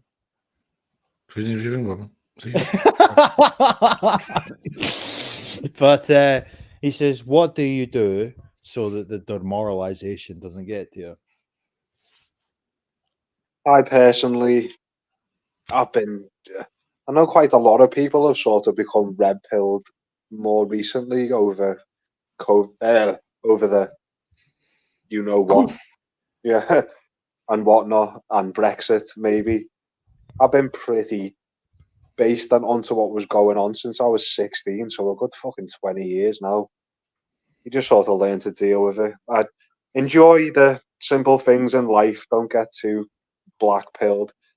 My dogs give me hope, because I do very much understand that. It's easy to get demoralised sometimes. No, it especially demoralises me. I hate to see, these endless videos of white people being assaulted by migrants. I find that hard to take, so I try to avoid it as much as I can. I'm quite guilty of sharing some of them. Well, people need to see it, mate. People, or the normies need to see it, but I know what's going on, so I just don't like to watch it because I know. Yeah. What about yourself, Clive? That's what I see with demoralisation as... I compare it to see the climate alarmists, where they're so black-pilled about the future because they've been bombarded with like fear porn and the world's going to end, and they get to the point where they say, I'm not going to bring children into this world to suffer this emergency we find ourselves in. And I see the same sentiments echoed by people that are looking at the real demographic situation we find ourselves in. The laws being created to oppress and victimise us. Like, all those things are true, but I think you need to work on yourself, make sure you're out, you're exercising, you're trying to better yourself in some way. Don't just sit in a rut and let yourself rot away in depression. Try and, this might sound, take it whatever way you want to take it, but I think this really works, is try and master getting control of the voice in your head that can sometimes run away and depress you even more. And anything you look at is depression, and it's constant reinforcement of depression. And then you decide, I'm not going to try. There's no point in getting a woman. There's no point in trying to build a family, because why bring a child into this? But it's the same sentiment that the climate alarmists and other people say. I see this a lot with the manosphere. They say, I'm not going to go near a woman because this horrible experience I've heard about numerous times has happened. And you're like, no, all you're doing is reinforcing your belief that everything's pointless. You need to make an effort, better yourself, find someone compatible with you, similar worldview, and have children. Find like-minded people around about you that you can bond with. Don't isolate yourself. There's a lot of people that are in a horrible state at the moment, fully demoralised, depressed, because a lot of the lockdown is a big contributing factor, where they were locked away for long enough in isolation. And now that's just how they live their life. And it's a sorry state we find ourselves in. People are just defeated. Don't give up. Don't give up trying. Don't give up bettering yourself. Just fucking go for it. And you'll see light at the end of the tunnel. You'll see things are worth fighting for and preserving, and you'll not throw in the towel. No, I mean that. Do you know what? I used to feel, sorry, Deej, just quick. I used to feel a bit embarrassed, and I've got over it recently. Like talking about like you two good chaps and Sensum and 42, too many to mention. I used to feel a bit embarrassed, Wolfie, another one, saying me mates online. But honest to God, if I didn't know that you good people were out there, do you know when you feel like, am I alone in this? Am I going mad and everything's just, am I imagining all this and no one agrees with me? I'd find it a comfort just knowing that there's other like-minded people, and it means a lot to me, just all of our interactions in our kind of circles. Because honest to God, I get sectioned, I think, if I thought I was the only one who thought like I thought. No, 100%. What were you, DJ? What's your take on the last question?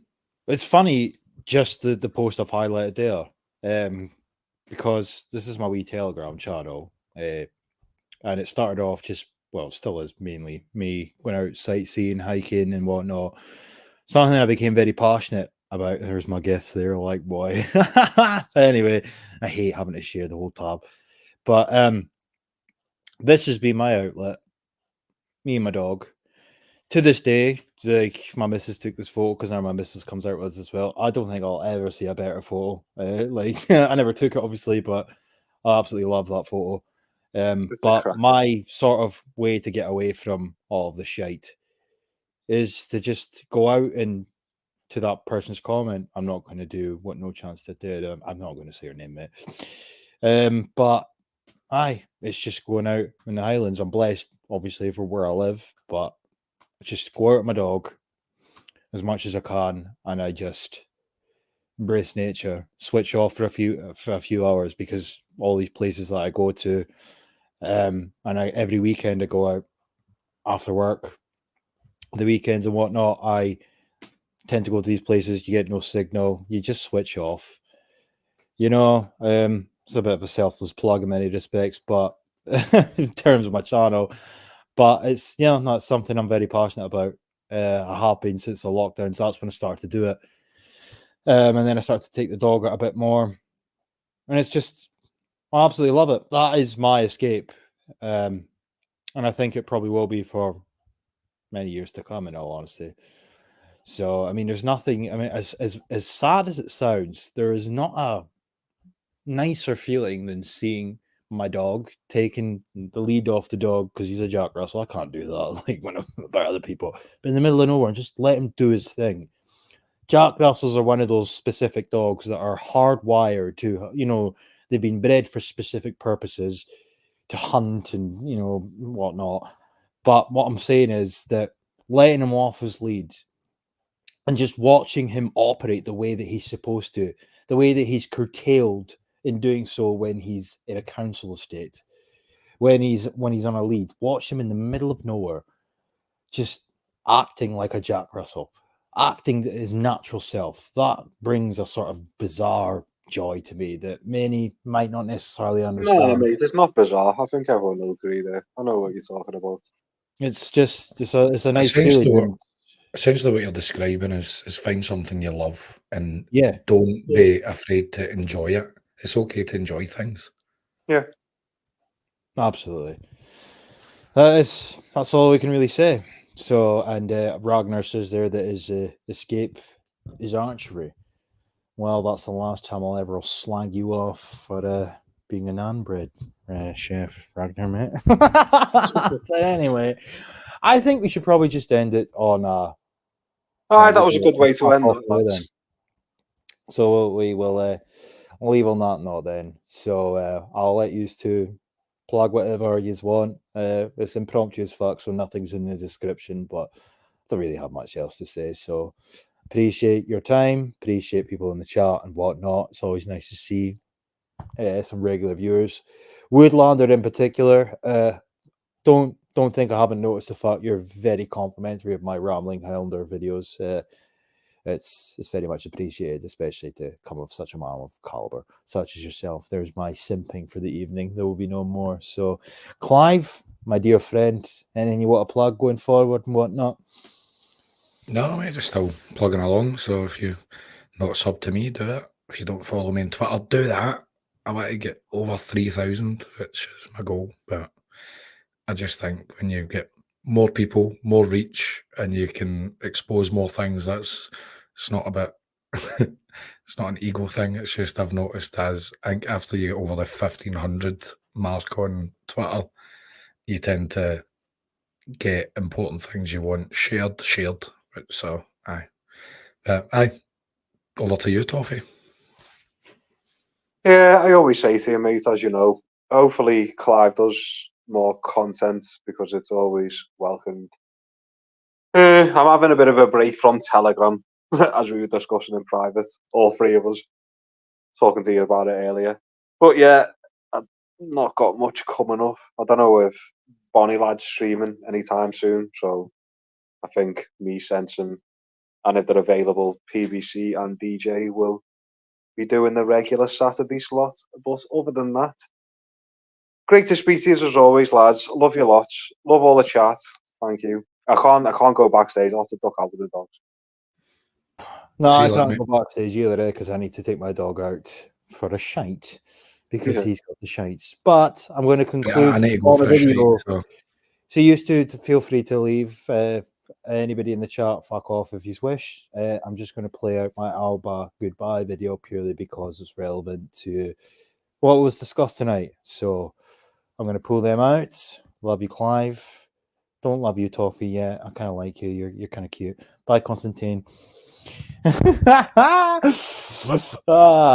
that note, folks, this is Sunday. Tomorrow's Monday. It's going to be shite, mate. But we'll get through it. And until next time, I think we'll, if I don't see you through a window, I'll see you elsewhere. If I do see you through a window, it's a bit weird, mate.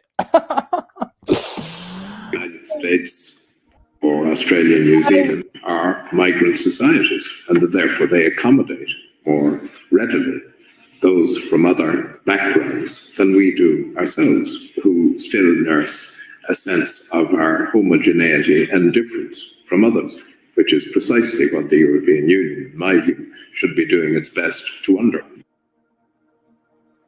Do you think this place is on the map?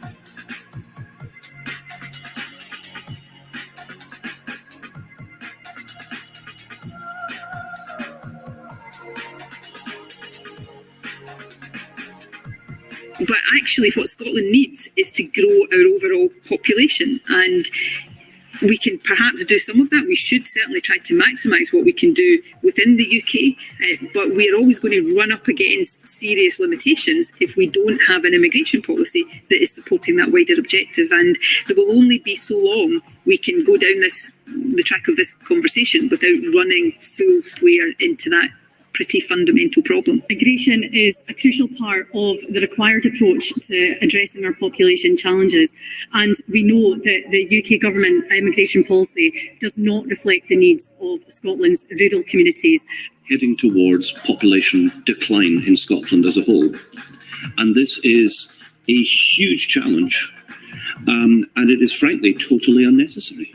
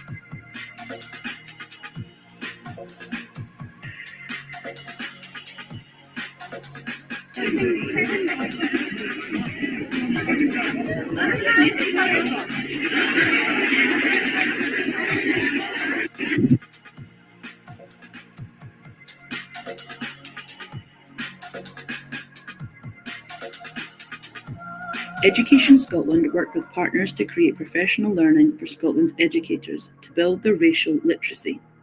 That means making a learning programme for teachers and practitioners to build their anti-racist skills and to increase their awareness of the impact of race on the learners, families and communities they support.